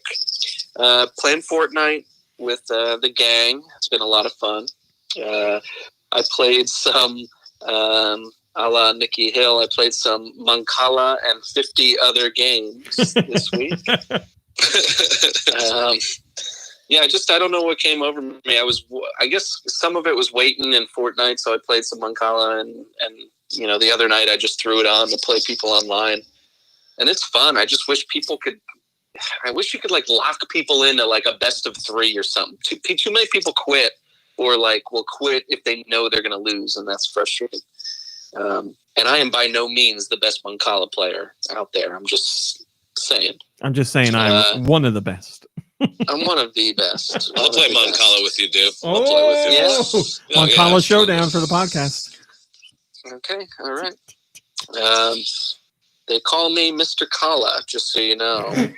That's what I have you in my phone as, actually. Man, Kala. They call me Man Kala. And so then I was like looking around things to play because I'm still in that weird section of my brain where I just I wanted to play a game that I sent back, and I'm really upset about it.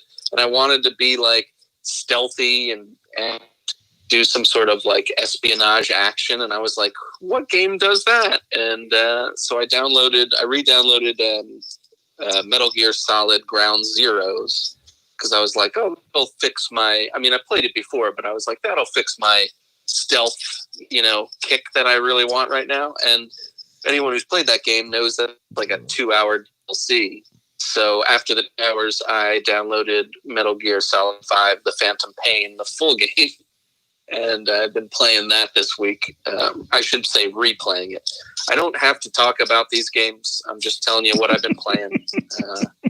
It's getting pathetic at this point. I mean, you can talk about whatever you want. You don't have to tell us if you don't want to. Well, it's just I don't want to talk about it because you don't like Phantom Pain, and I don't get it because it is amazing. It makes you feel like you felt when you were 8 playing with G.I. Joes. It's incredible. You can play, and you can play like all these cheesy like 80s songs like out of your helicopter as you're going. It's amazing. I only don't like it because it doesn't feel like a Metal Gear game to me. It's another open world game. I liked what Metal Gear used to be. It's like God of War. I liked what God of War used to be. I'm not saying it's a bad game. It's just not what I want from Metal Gear. Yeah, I can understand that. It's definitely it's all about what you want, Rami. I want Old Man Snake again. God damn it. So you Old Snake, that was a good one. I never played that one. Yes, I liked that one, but my favorite was the one I thought I would dislike the most, which is 3. 3. The Snake Eater. Snake Eater. Holy crap, do I love that one. That one's good too. I couldn't tell you what's going on in the story of that. Not only have I played most of the games, but I've watched like tons of retrospectives and like this is what happens in Metal Gear, and I just leave more confused than I ever was. But it doesn't matter. It doesn't matter. You're blasting Asia gold helicopter. So last but not least, I downloaded and played the Resident Evil Maiden demo, which came out I guess 2 nights ago. Mm-hmm. Really liked it. I'm excited to play the whole game. It feels a lot like Resident Evil 7 because of the first-person feel or the first-person view. But the design of the area and the demo they have you in is awesome. It's like a castle. It's a very ornate castle, and it gives you a lot of like Resident Evil 4 vibes and Resident Evil 7 vibes.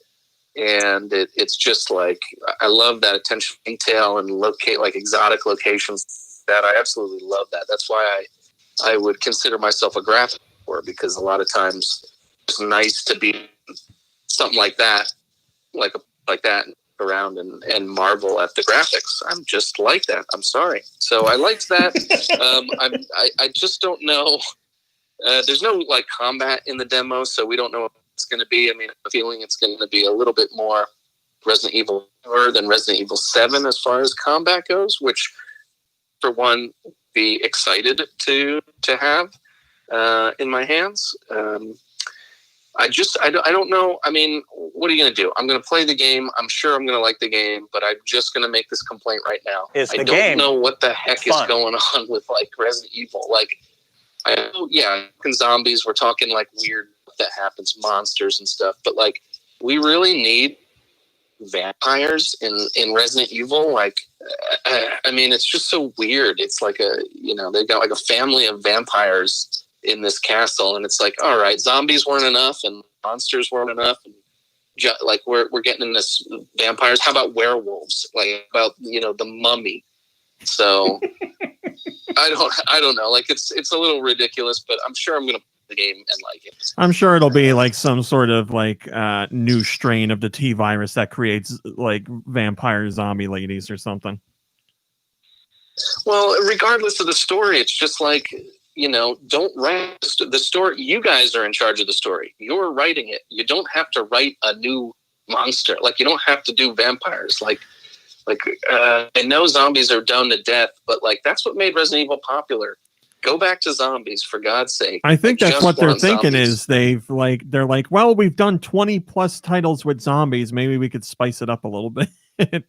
Wait, well, maybe they can spice it up with their Monster Hunter franchise since it's doing so well. We want our Resident Evils to be Resident Evil games. You mentioned, I don't want it to be Vampire Hunter D.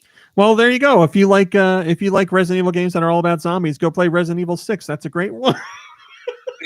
Dude, you just said something about werewolves. Was that a joke? I guess. Are werewolves in Resident Evil? Well, I just went to the ResidentEvil.com, like their main website, and the main image on top is a guy and half of his face is human and half of it looks like a wolf. Sorry. No, it's okay. I mean, it's like playing Aesop's Fables instead of Evil. I don't know why they can't just have it, the way I like it. I don't know. I mean, to be fair, the original Resident Evil had lots of creatures in it that weren't zombies. It had like those green guys, whatever the hell they are. They're not zombies. Yeah, the hunters. Yeah, exactly. But those, it wasn't back in the 40s. You weren't watching like Attack of the Green Hunters. No, you weren't. You were watching, Dracula and the Wolfman and stuff like that. So I'm saying, the green hunters are fine. The giant snakes, the giant spiders, fine. Zombies, fine. Sweaters, fine. Lock you up right to jail. Well, like you said, you're going to play it anyway, so I guess you'll have to make peace with it because vampires are a part of it. I'm fine with it. I don't want it to sound I'm really upset about it. You guys know my personality. I like to, put on a big kind of disappointment because I think it's funny. I'm hearing a lot of laughter, so I'm guessing you guys are just on mute, and I'm hoping that these jokes are landing with somebody. But no, I'm excited to play the game. I think it's great. I would love to talk to somebody else who's played the demo. Well, I mean, if you'll ask me what I played, I'll talk to you about it. RMC, what have you played? Oh, thanks for asking, dude. Did you ask Pebble Boy? Yes. Okay, just making sure. I didn't ask you yet, Mom Brain. Well, I didn't play anything, so we're Okay. good. I played Fortnite, as we all have. I have also played more Cyber Shadow, which I can't talk about anymore, really. But I will be more than happy to talk to you about it this coming week because the review embargo lifts. So look forward to that video review, and I'll talk about it more on the podcast next week. But holy moly, what a game. Speaking of that, I'm pretty sure Frank sucked up the sticker that you got.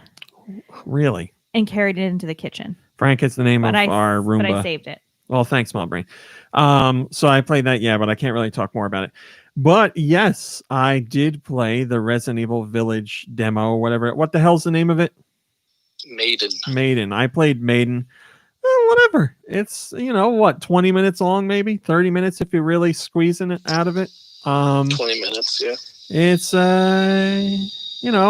you walk around and can you mute do? I think it's you. So what is that noise? What is that noise? Something's gone wrong with the call. I guess I'm going to call everybody back. Sorry about that. All right, we're back. Yeah, so I played the demo. You walk around in a castle or a mansion or whatever you want to call it, and you look at things and you pick them up. Clearly a castle. It's clearly a castle. And I mean, there's not much to say. Like, I think it's pretty much just supposed to be like a graphical showcase. Would you agree with that? Yeah, I thought the graphics were great. I mean, like I'm thinking the purpose of the demo is just to really show off graphics, not, like there's not much to speak of in terms of gameplay other than like Resident Evil's not a walking simulator, and I love walking simulators, but that's all you're really doing here. It's just meant to, here's what the castle is going to look like, and like the castle as far as like how it's built and like it's set up is very cool, and there's lots of atmosphere, but I really don't have much to say. I don't feel like anything really happens. Really, you just pick up a couple items and you look at them, and then it's over. That's pretty much it. What I will. Did you look at them? I did look at them. There are things you have to look at in order to progress. But I didn't find it to be scary. I didn't, to tell you the honest truth, I didn't think the graphics were all great. I was like, this looks like a PS4 game. Like, I don't know. I didn't see anything where I was like, wow, look at this. It was just like, I don't know. I mean, I'm going to play Resident Evil Village. I'm very excited about it. It's just, I don't know what the point of this demo was. I don't get the point of it. Like, it's just like I don't know, something for people with PS5 to do. I got no idea. And like I was talking about Michaels earlier in the week, Resident Evil Village is going to PS4 and Xbox One as well. So I mean, I don't know. I have no idea what the point of this demo is. I don't get it. It's like Wonder Woman 1984. Like, what was the point? It's like, I thought the point was going to be like you're going to get some of the lore and the story for the game before you play the real game, and I played it, and I mean, I don't know what you glean. You don't really They give you some hints in there, but it's very. It's not like thought out too well, like you read like one little note and you're like, oh, that's what's happening with these women. I get it. Yeah, exactly. It's not anything exciting or like, ooh, this is what's going to happen in the game with these women. Ooh, like, no, it's like, oh, I could have come up with that, and I suck at writing. Yeah, it's just like these vampires drink blood and they're looking for a specific girl that'll work for their ritual. The end. That's it. Like that's all there is to it. I feel like it's a nothing. Like, if I'm supposed to look at it for graphics, it didn't wow me with graphics. I'm not getting what Resident Evil is going to be like gameplay wise. Like, it's just walking around and no attacks. And I need to stress, I don't have any problem with games that are like that at all, but this is some sort of showcase for Resident Evil Village in some way. And I don't know. It doesn't make me more excited for the game. I was excited for the game to begin. Like, I feel like you could play this and get nothing out of it, and you could not play it and get the same thing out of it. Like, I don't feel like it's an experience where you need to play it. I don't know. Well, I played it with headphones on. I was alone. I was spooked. I wouldn't say it was the scariest thing, but I was definitely spooked. So you saying that you're not spooked, I would say that you weren't giving it your full attention. No, I'm not scared. Raw Meat is very practical with life and everything. And if there's something there, his whole take on it is like, well, that just doesn't exist in real life, and this is just a game, and I'm not afraid. I mean, like, the only game that's ever scared me is PT, and PT scared me a lot. I specifically sat down to play the demo before the podcast because I knew you wanted to talk about it, so I wanted to see what it was about. That's very funny, Kyle. Kyle says, is it more or less scary than Grabbed by the Ghoulies? What it feels like to me, here's the best way I can put it. PT, which is also a demo, was very scary. And Resident Evil Maiden is like, this is supposed to be scary. Like, you're walking through the castle and the lady is like, I'm watching you, and you walk somewhere else and she's like like laughing at you, and I'm like, all right, I don't give a crap. Like, I'm not scared. So Is this something that you can play on VR? No, not to my knowledge. I'm sure VR would certainly enhance the experience without a doubt, because Resident Evil 7, I wouldn't say it was a scary game, but playing it in VR certainly makes it a more heightened experience, because you have to be the one to physically like look around corners and like sneak around, and you feel like you're in it. I can't believe that didn't scare you. I can't believe that scares Resident Evil 7. Oh my god! I had somebody run at him in a gorilla suit, and his reaction was, "Well, gorillas don't exist in this environment." I'm fine. I mean, I played. I was terrified. I played Resident Evil 7 start to finish in VR, and I think that's the way to play it. But I don't like, same thing with movies. I don't really get scared at movie. Like the only thing I really got scared at was PT. PT was a frightening experience. What about My Doctor's a Stalker? That's pretty scary. What'd you say, Vitamin G? What about My Doctor is a Stalker? That's pretty scary. Well, that's just that's where the high bar is set. That whole series is the scariest thing I've ever seen. Just being stalked by Julia Roberts' brother is the most frightening image I can think of. Terrified the whole time that his dentures are going to fall out. Just like limping and like singing, drooling after you. Talking about bathtubs. Hey, Rami. Yes. Yes, Nikki Hill. No. Okay. All right. That scares me. But that's tied to childhood trauma. That is true. So, I mean, PT was definitely scarier. That was probably the scariest thing. Yes. But what PT had that this did not have was PT felt like it was going to be different every time you played it. It felt like there wasn't a set thing for the monster or the lady to do. Yeah. And like you had no idea going into it when or where it was going to pop out. And this Evil demo felt so scripted, like so annoyingly scripted, like holding your hand. Yeah. Virtually. You know, that pisses me off a lot. Yeah, the first thing you do in this demo is pick up a sheet of paper that tells you everything to do part for part. It tells you exactly what to do. It tells you where to go. It tells you what to look at. I thought that was going to be like a trick, you know, like like this, you know, the ladies just screw with their prisoners or something. But it didn't. It turned out to be that. It turned out to be just stupid, as you just said. It's like literally like here's a note in the wall, and all you got to do is crawl out through this hole. Like, and it's like, I didn't need a note for that. Probably. Yeah, it's a 20-minute demo. You can't let me fumble around through it a little bit. No, you get a whole guide step by step of what to do. Or just have the note be like of the previous prisoner's time in prison. You know, like why? Like we need a little more atmosphere. We don't need, you know, literally hand holding through the experience. Yeah. But yeah, that's the one thing you're never going to get until we do finally go next generation. And we're never going next generation. We're never going to get a game that can be that rare as PT felt. We'll never know what PT was going to be. We'll never know if it could have been exactly like that when it came out. Probably not. But like, you know, there were the days back in the Resident Evil Director's Cut days on like original PlayStation where like you could do a random monster mode and like you could literally walk into the first room, the dining room, and see a tyrant there.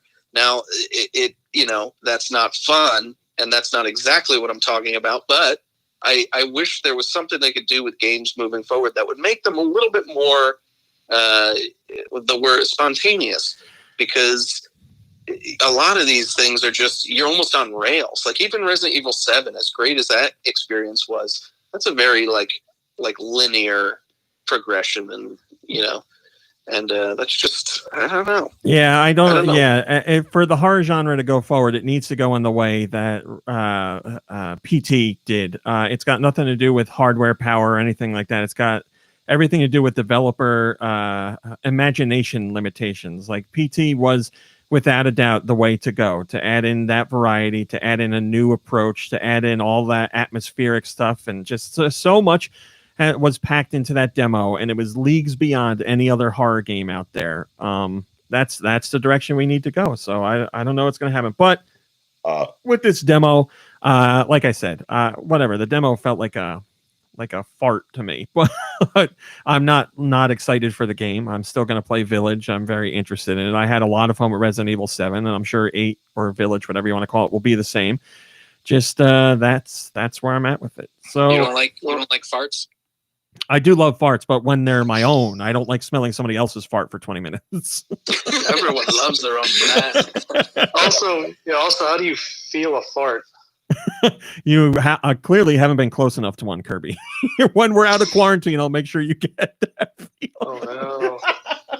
All right, let's move on. Question then: what do you think of the ladies, the vampire ladies? What do I think about them? What? Vampire schmampire, am I right? I guess in the terms of what I was, because I talked about them for 20 minutes, so maybe you could talk about them for 30 seconds. They're vampires. So what do you mean? That's it. They're vampire ladies. Notice me, senpai. Okay, Notice fine. me. You win. I don't know. Next topic. What do you? You What just don't want to say that it's bad because you don't want anyone to think you're bad. do Michaels? I swear on Buddy the Podcast Dog's non-life that I have no feelings about the vampire ladies. They're just vampire ladies. That's it. I'm not mad at them. I'm not happy about them. That's it. It's fine. And you've played other Resident Evil games, and you know what they're supposed to be like, right? I know what you think they're supposed to be like, yes, but I think you and I differ on that. Well, we'll see. After we play the full game, will you give me a definitive yay or nay on the vampire ladies? Or? Yeah, definitely. I need to know the full story of them and what's behind them. But yeah, Kevin likes to know someone's personality before he really I will gladly revisit this conversation. Yes, because like I said, I'm still excited for the game. One thing I didn't realize was how big that one lady was. Oh, she's huge. Yeah, that was kind of cool. That was kind of cool because I've seen trailers and stuff, and for whatever reason, I didn't know she was supposed to be like a giant. That's been like the big talk of the internet for the last few weeks. Everybody's going crazy about how tall that one vampire lady is. Yeah, it was cool. It took me by surprise. It was very Madame Maxime. She's like what? Got to be like 8 or 9 feet tall, right? Yeah, she's as tall as that doorway at the end. She's huge. Taller than the Great Khali. She's got to dwarf the Great Khali by at least a foot, I think. Could you imagine the Great Khali walking at you? Oh my God, that'd be he'd take forever to get to you, so we'd probably be okay. All right, we got our questions. Send your questions to GoNintendoQuestions@gmail.com. Where? GoNintendoQuestions@gmail.com. We got you can ask about Nintendo, you can ask about video games in general, or you can ask about whatever the hell you want. This will go to the show just how far behind in questions we are. Autumnal Blake says, as we approach the 31st of December 2019, it is time that we reflect on the past decade and consider what household appliance best represents each of today's podcast members. I feel like I got to be a refrigerator. I'm cold. I'm really big. And I love when people put things in. I'm cold and I'm big. Mom Brain, what appliance are you? I would be my espresso machine. Because I'm way too big for the counter. A little bit fussy. You've grown a lot. But it's always worth it. Oh, that's nice. Nikki Hill, what appliance are you? I can't really think. Garbage disposal. Who said that? Yeah, I was just gonna say like my old coffee maker, but just because it just doesn't work anymore, and like kind of how my brain feels right now. Does anybody else have a appliance that they'd liken themselves to? I guess that would be an Instapot, but I don't really want to go into why. And I think you just explained why. You sound like you had something. It would probably be a hot plate. Because I'm either like really angry or off. Or off. I like it. That's pretty good. Any other answers? I feel like there's a good one for Kirby, and we're just not. Well, it's a waffle maker. Vacuum cleaner? Kirby vacuum cleaner? That's true. Wait, does it have to be an appliance that I actually own? No, it does not. Oh, okay. A bidet. Yeah, I mean, yeah, I'll go with waffle maker. Oh man, it's the perfect gift. A bidet? No, waffle maker, a Oh. bidet. I'm a bidet because I love you guys spitting are- up people's asses. Anybody else? Or are we good?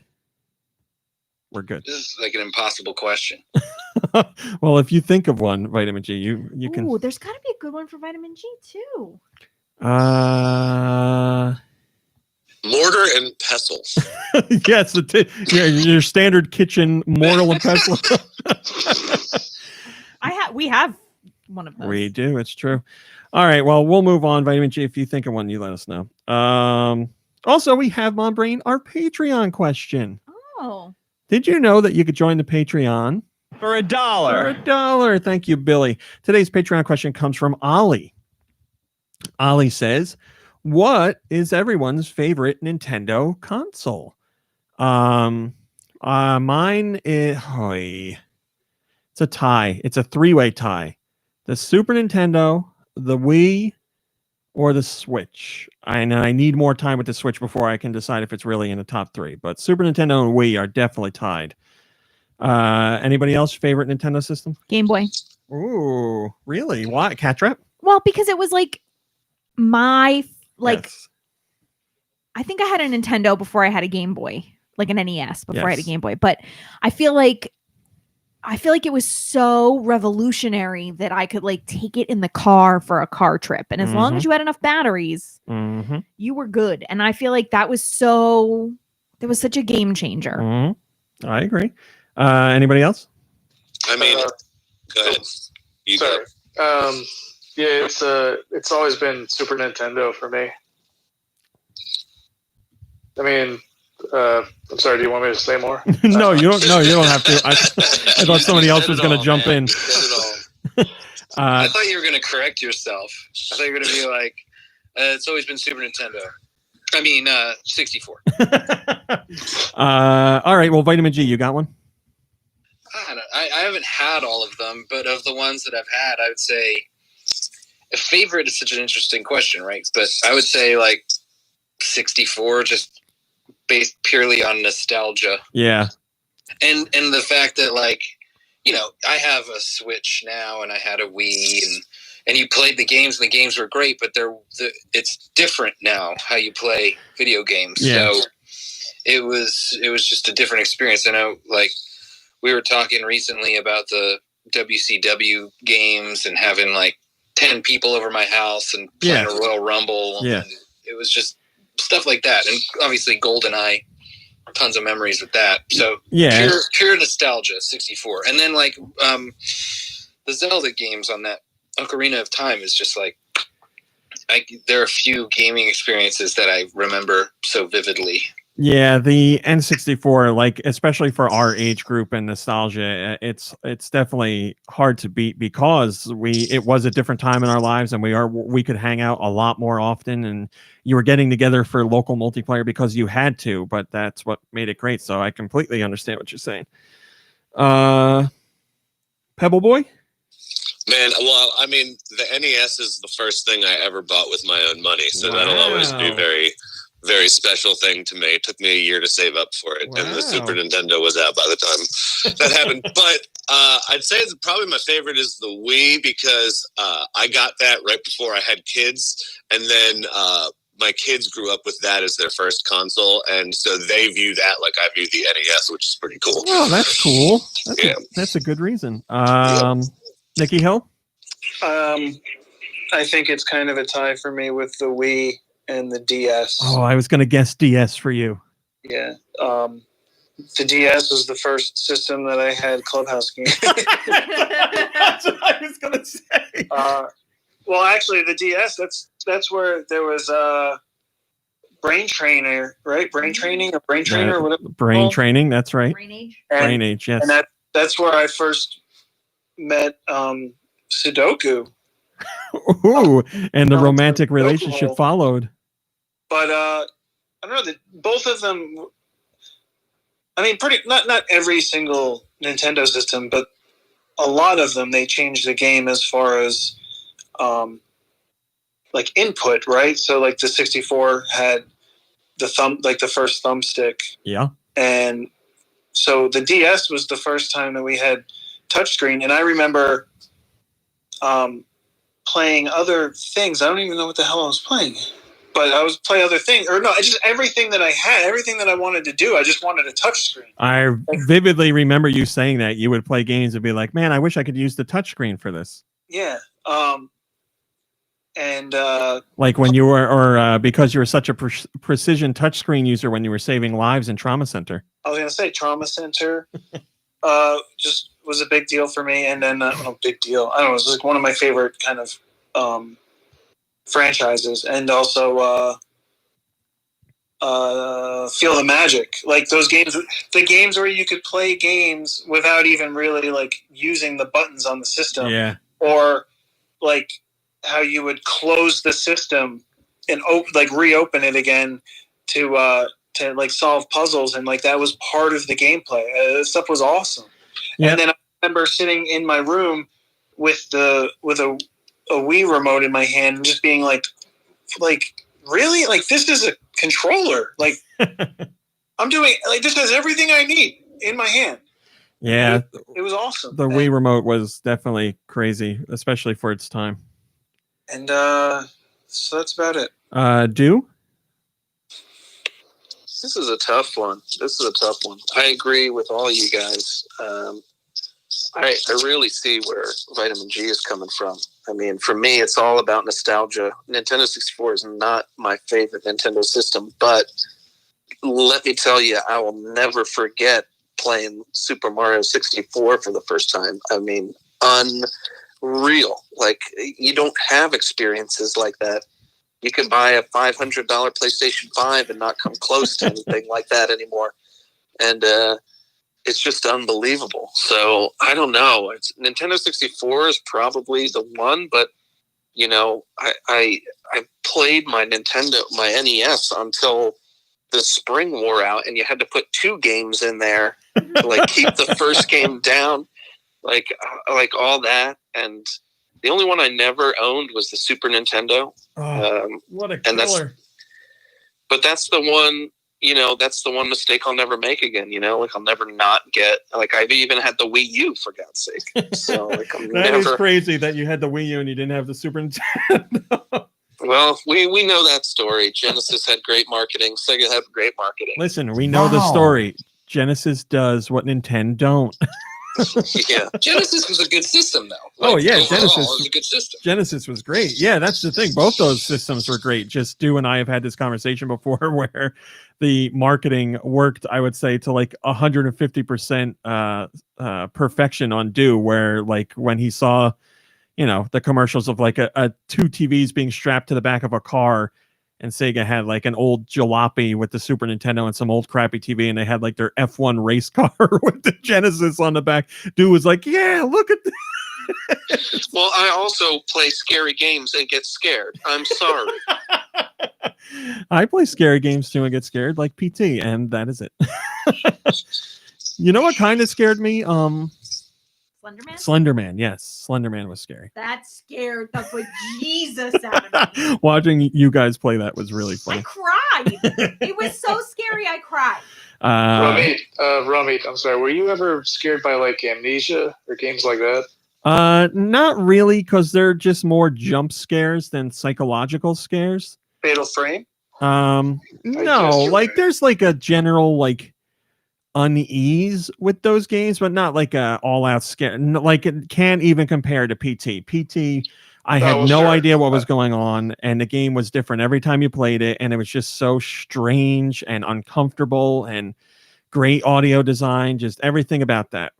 Like by far the scariest game I played. And yeah, I've never played any of the Blood Ocean. I see you saying Five Nights at Freddy's. I've never played any Five Nights at Freddy's, but my understanding is there are a lot of jump scares. So jump scares don't really do it for me. I mean, Mom Brain just tried to do a jump scare on me a couple days ago, and it did not work out.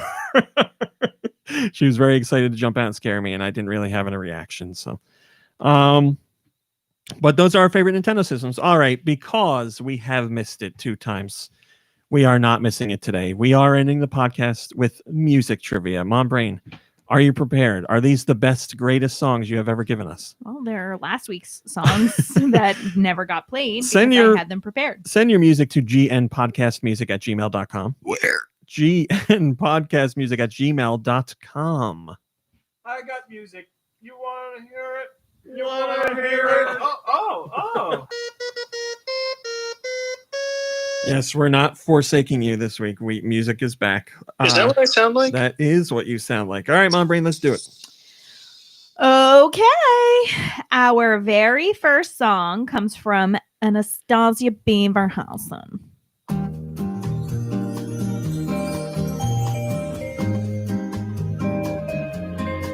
I feel like I know this. Mm-hmm, you do.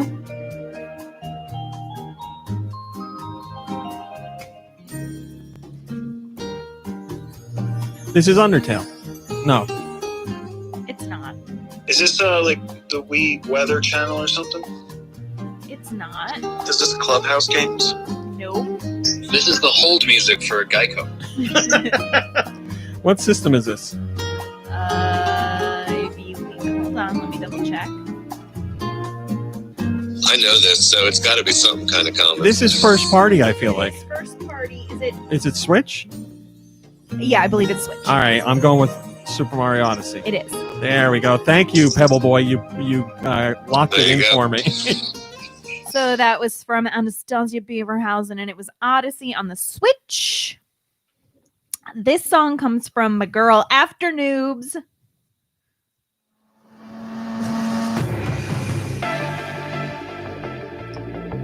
Katamari Damacy?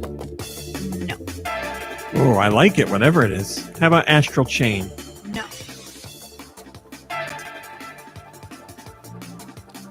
What system?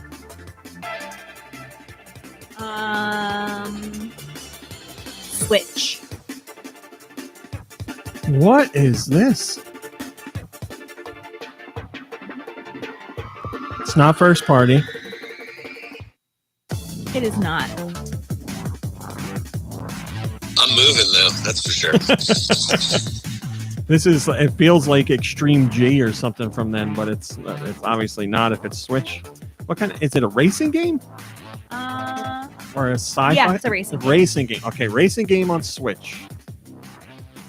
How about? No, it doesn't. Is it futuristic racing? Oh, how about? Oh crap! Damn it!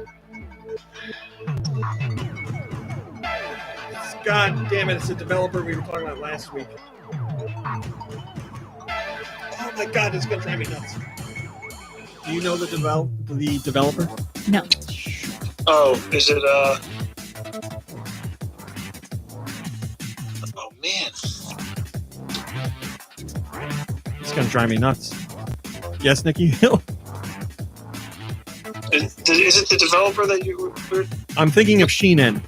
Sheen, yeah, that's what I was thinking. I can't remember the name of that goddamn racing series. War something? V? Something with a V? No. War Trucks. Fast. Is it Fast something? No. Is it Rise? No. Then I'm out. It was Aquamoto Racing Utopia. Oh my God, I would have never guessed that. She got ya. Here comes one from Glitter Bubble 3.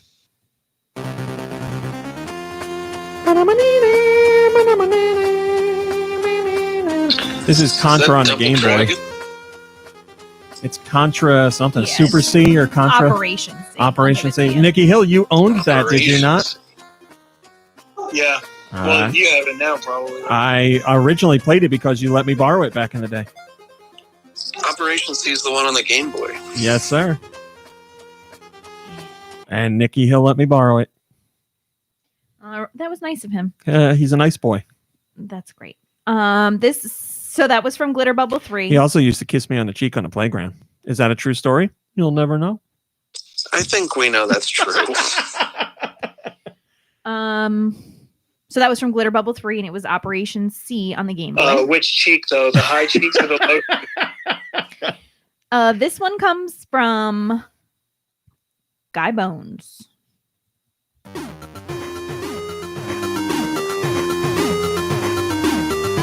Beverly Hills Cop the game. No.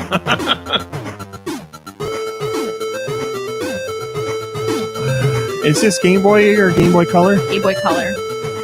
Okay, well, let's do it again. James Bond Jr. No. Daikatana. No. Licensed? Yeah. Okay. All right, guys. Come on. We can do this. A licensed game. Terminator. No. Rambo. No. Jurassic Park. No. Oh, Jurassic Park's a good guess. It was wrong, though, Rami. It's a terrible guess. Is it a movie? No. TV show? Nope. What? Wait, a toy line? Nope. It's not a movie, TV show, or toy line? No. What else? A book? Nope. A comic book? Nope. Music? Yep. Spice Girls? No. This is music based? Is it still around today? No, not technically. Nickelback? No. California Raisins. This is a music licensed game? Yeah. I can't. The Aerosmith game. Nope. Oh, yeah, Revolution X. This doesn't even make any sense to me. Backstreet Boys. No. Trying to think of what was around. Oh, the way you're looking makes me think NSYNC. Yeah. NSYNC, get to the show on the Game Boy Color. From Guy Bones. I didn't even know that was a game. Oh, I need a copy of that. Yeah, right. Yep. Get it. Somebody get on eBay right now. And a Game Boy Color. Well, that I can provide you, but the game I can't. So that was from Guy Bones, and it was NSYNC, Get to the Show. NSYNC on Game Boy Color. This one comes from Jess I. Turtles. Teenage Mutant Ninja Turtles 4. Turtles in Time. Kirby knew this one. Kirby knew it. Oh, yeah. We're surfing. My toe. My toe. Sewer Surf. One of the greatest soundtracks on Super Nintendo. Holy crap.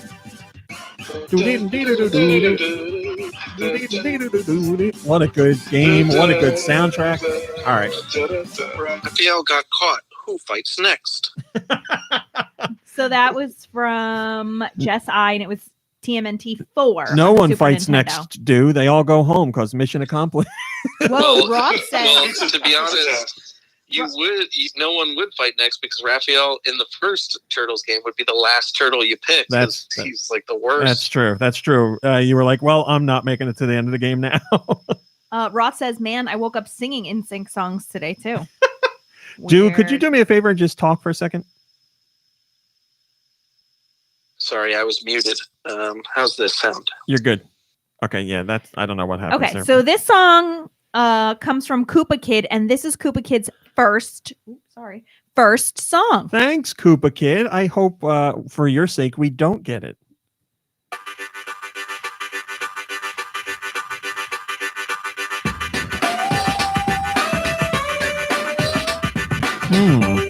That's hot.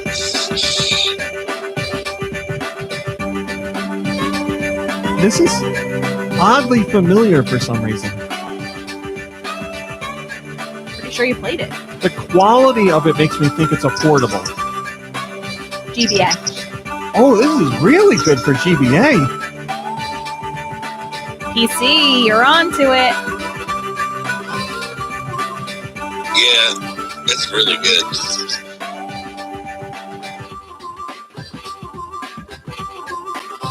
Is this first party? It is. It's so high quality for GBA, it has to be. Oh, all right. It's Donkey Kong related with that. Yep. Donkey Kong on GBA. That's a... Man. Jesus, I don't know. Was it King of Swing? No. Or what's the other? Is King of Swing the one that was on GBA? Well, I don't know. Is it Mario versus Donkey Kong? I'm just looking for a number. Oh, There could have been a subtitle. Is it a Donkey Kong Country? Yeah. Oh, so it's a port. 1, 2, or 3? 3. Yeah. It was Donkey Kong Country 3 on the GBA, and that was from Koopa Kid. Man, I don't remember that song from that game. Well, there you go. You stumped him on your first try. I mean, we got to it, but... Oh, but still. With a little hand holding. This one comes from Mikey3319. Oh, that's got a Konami feel, but I don't think it's Konami. All right, this could be... Fiddler on the Roof. It's the Super Nintendo version, Nikki Hill, so it's Super Fiddler on the Roof. It's actually not Super Nintendo. Is this N64? It sure is. I was Is it gonna like say. Addams Family? I was gonna say, Nope. is this bad Super N64 or good Super Nintendo? This has Fiddler to be. 64. This has to be licensed. I don't know. Really? All right, Glover. No.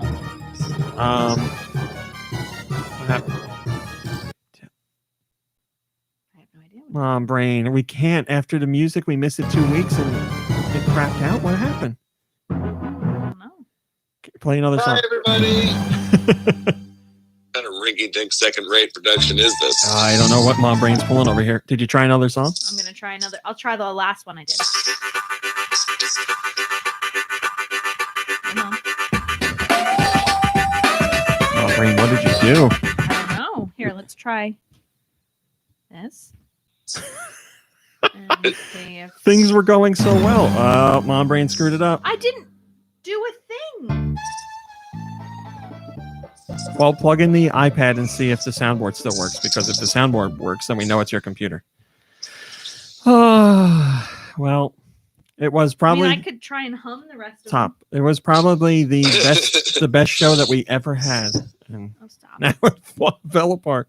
Failure. It's the speaker. All right, so just plug in the speaker. I want to say for the record, I did ask Mom Brain if she charged the speaker. No, you didn't this week. You asked last week. And we didn't. Fight. Oh yeah, well you like to sniff butts. But it doesn't need to be charged, I don't think. But let's see. Okay. We got a butt sniffer in the house. Well, Mom, that's it. Music's done. This is great. I can't believe it. Can't believe it. Yeah, you guys are salty this week. You know, Kirby, that's enough out of you. You are also a butt sniffer. Oh my god, was that All right. 6 out of 9? You went liquor. Well, you know what? While Mom Brain tries to figure out what's going on, we do have one other thing. Well, I think we do. Do we have one other thing? Oh yeah, I've soared with the eagles and I've slithered with the snakes. All right, and well, I've been everywhere in between. I'm sorry. Hold on to it. Mom Brain fixed Don't it. have a rumor. We're back. We're back in action. All right, Mom Brain, let's try it again. Oh, that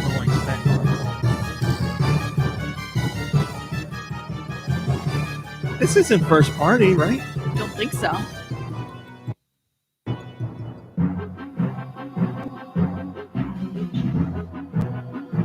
Castlevania? No.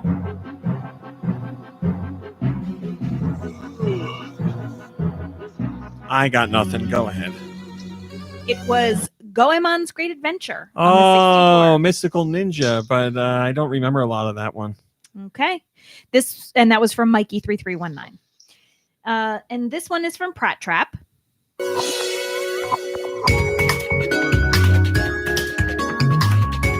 I like it. Ooh.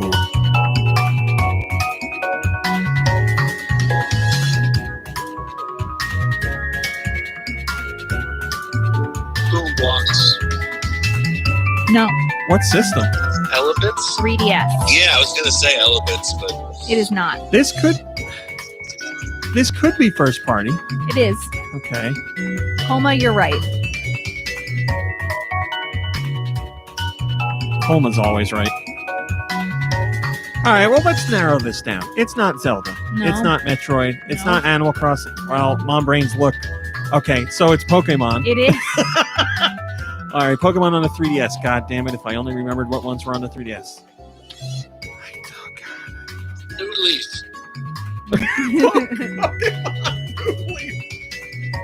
God damn it. What Pokemon games are on the 3DS? Pearl. Pokemon Diamond. 3DS. Ebony. Ivory. No. Ebony and Ivory. Yep. Ice. Black. Orange. Shield. Red and blue. Nope.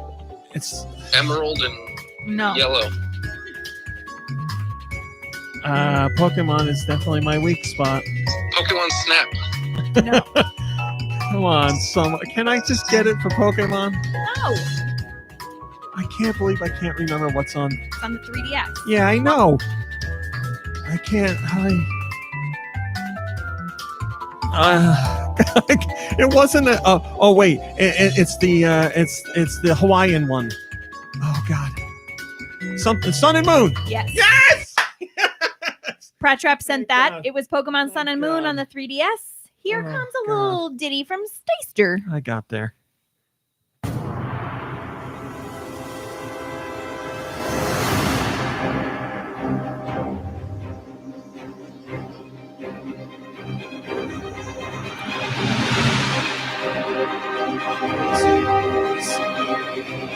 Some superhero game. Batman? Nope. Is it superhero at all? I don't know. Is it a Lego superhero game? There's no Lego in the title. Avengers. No.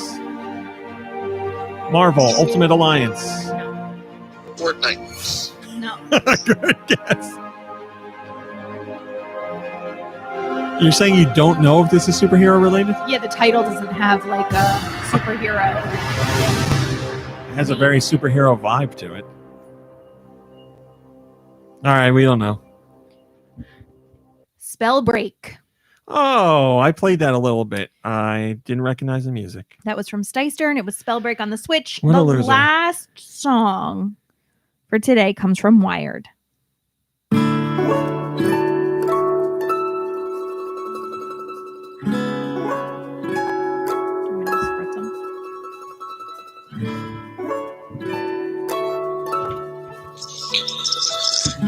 Clubhouse games. No. Animal Crossing. No. Clubhouse Crossing. This is really nice. I think it's not Nintendo nice, though. I don't think this is Nintendo. No. Zenses. No.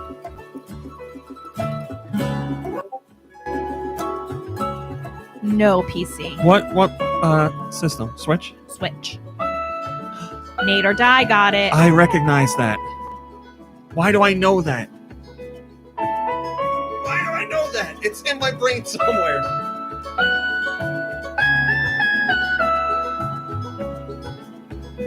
Oh, please! Video game gods, speak to me. Rip first.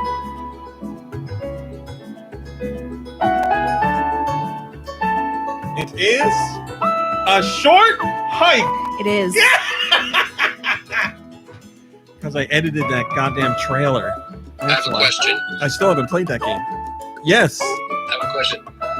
Nate or Die is saying A Short Hike is the best game on the Switch. It is very highly regarded. It has won multiple awards too. What is it about? Let's call it a coming of age exploration adventure about a bird that is like a human. The like gameplay like? It's a bit of a age as a bird. it's a bit of a walking simulator, but with a little bit of like exploration and like treasure hunting thrown in. You're a bird, but you don't fly. You fly, yeah, you can fly. Okay. It's a very short game, but yeah, it's won a whole bunch of awards. It's more it aims to like capture the feeling of like summertime and friendship and camping and stuff. So it like would that. make me depressed right now. Oh, maybe. Yeah. So when Nate or Die says it's the best game ever, that's just like his opinion, man. Yes, that is true. But as I said, it has won multiple awards. So I venture to say if you're into more story-based or walking simulator games, you'll probably like this. All right. Why Well, didn't you recommend this for me then, RMC? You know that's my jam. I'm not recommending you new games anymore. Remember? All right, you passed the test. That was a test, and you passed.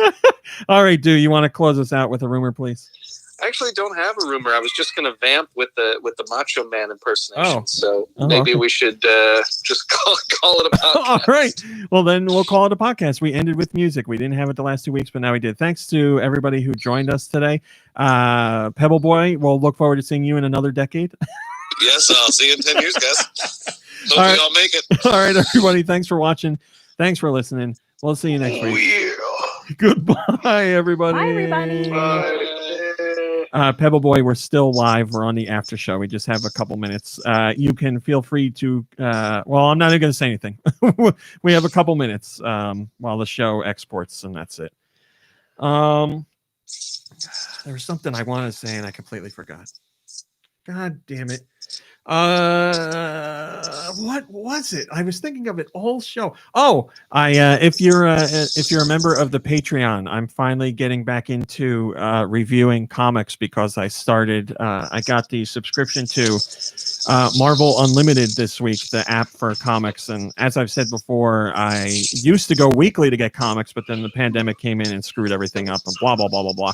And I've really missed reading comics even more than I realized. And I recognize that I missed it a lot. But now I'm back in with the app and I'm getting caught up. So Wednesdays will be comic review Wednesdays on the Patreon if you're interested in that. Blood Ocean 07 says Vampire Lady.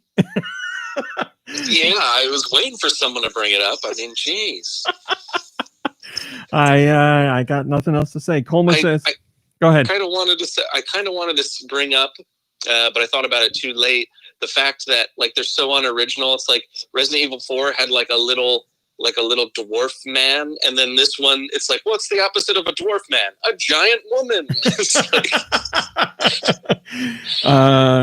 Colma says, I just bought my friend Pedro, and so far I'm not a fan. I need to try it out with revised controls because I feel they really failed on that. I love my friend Pedro. Yeah, we're my friend Pedro fans here. But as Pebble Boy and I have talked about before, we didn't really use the dual fire too much. We just aimed in the same direction, and that was it. Yep, definitely. Pointed at one enemy with both guns rather than trying to split and shoot other people. I'd jump into a room with a plan and get like 2 at a time, but then everything got real hectic real fast. Yeah, there were things where like if nothing else was going on and I had a moment to like plan out one cool shot, I could do that, but then after that I was screwed. So exactly. Man, you really got the chat going on vampire talk here, too. Well, what is the talk about? Because like I don't want anyone to think I'm making a prejudgment. I just think like, and yeah, I don't. It's been a long time since I played Resident Evil for the story, sadly. But like, I mean, what are they doing with these vampires? If there's one thing we know about you, is that you never make prejudgments. I mean, it kind of sounds like Resident Evil Presents. You know what I mean? I think like they're trying to branch it out or something. I think it's funny that you're saying you haven't played Resident Evil for the story in a long time, because I would feel the story in recent Resident Evil games is so much better than what it was in the originals. The originals were so cheesy and poorly written. Well, that's true. That's true. I think what it is maybe is your mind was filling in the gaps when it came to the older ones because they were so bad storyline wise. But now that they're setting like in a more specific direction, it gives you more to be riled up about. And Malik Halo does point out Resident Evil 4 didn't have zombies either. Yeah, that's true. That's true. All right, hello. What the hell was it called then? Go Halo. I was just gonna say It didn't have zombies, but it did have Old Baghead, a version of Old Baghead. Old Baghead. Yes, Baghead. Now, Old Baghead, that's a timeless video game enemy. That guy's amazing. I'll take 20 Old Bagheads over zombies any day. As seen as Fridays with Fortnite or whatever. Fridays with Fortnite, yep, definitely. You know, like we only saw one Baghead guy in Resident Evil, and it was Burlap Sack Baghead. Why can't we have like plastic bag and he just like suffocates himself canvas bag, avoid him for a few minutes and die. tote bag and purse head and all that stuff. There's so much they didn't explore. Las Plagas. Thank you, Solomester Link. All right, that's it. After show's over. Again, everybody who's on this call, thank you for joining us. Mom Brain, thanks for doing the soundboard. Josh Robot, always a pleasure to have you. And last but not least, everybody that was listening live, thank you so much. We will see you next week. Play some games, rest, relax, hang out with friends and family safely, virtually, whatever you're doing. Just have some fun. You deserve it. We'll see you next week. Oh, hold on. Let me get ready. That's it. Goodbye, everybody. Bye, everybody. See you in a few hours. All right, we're officially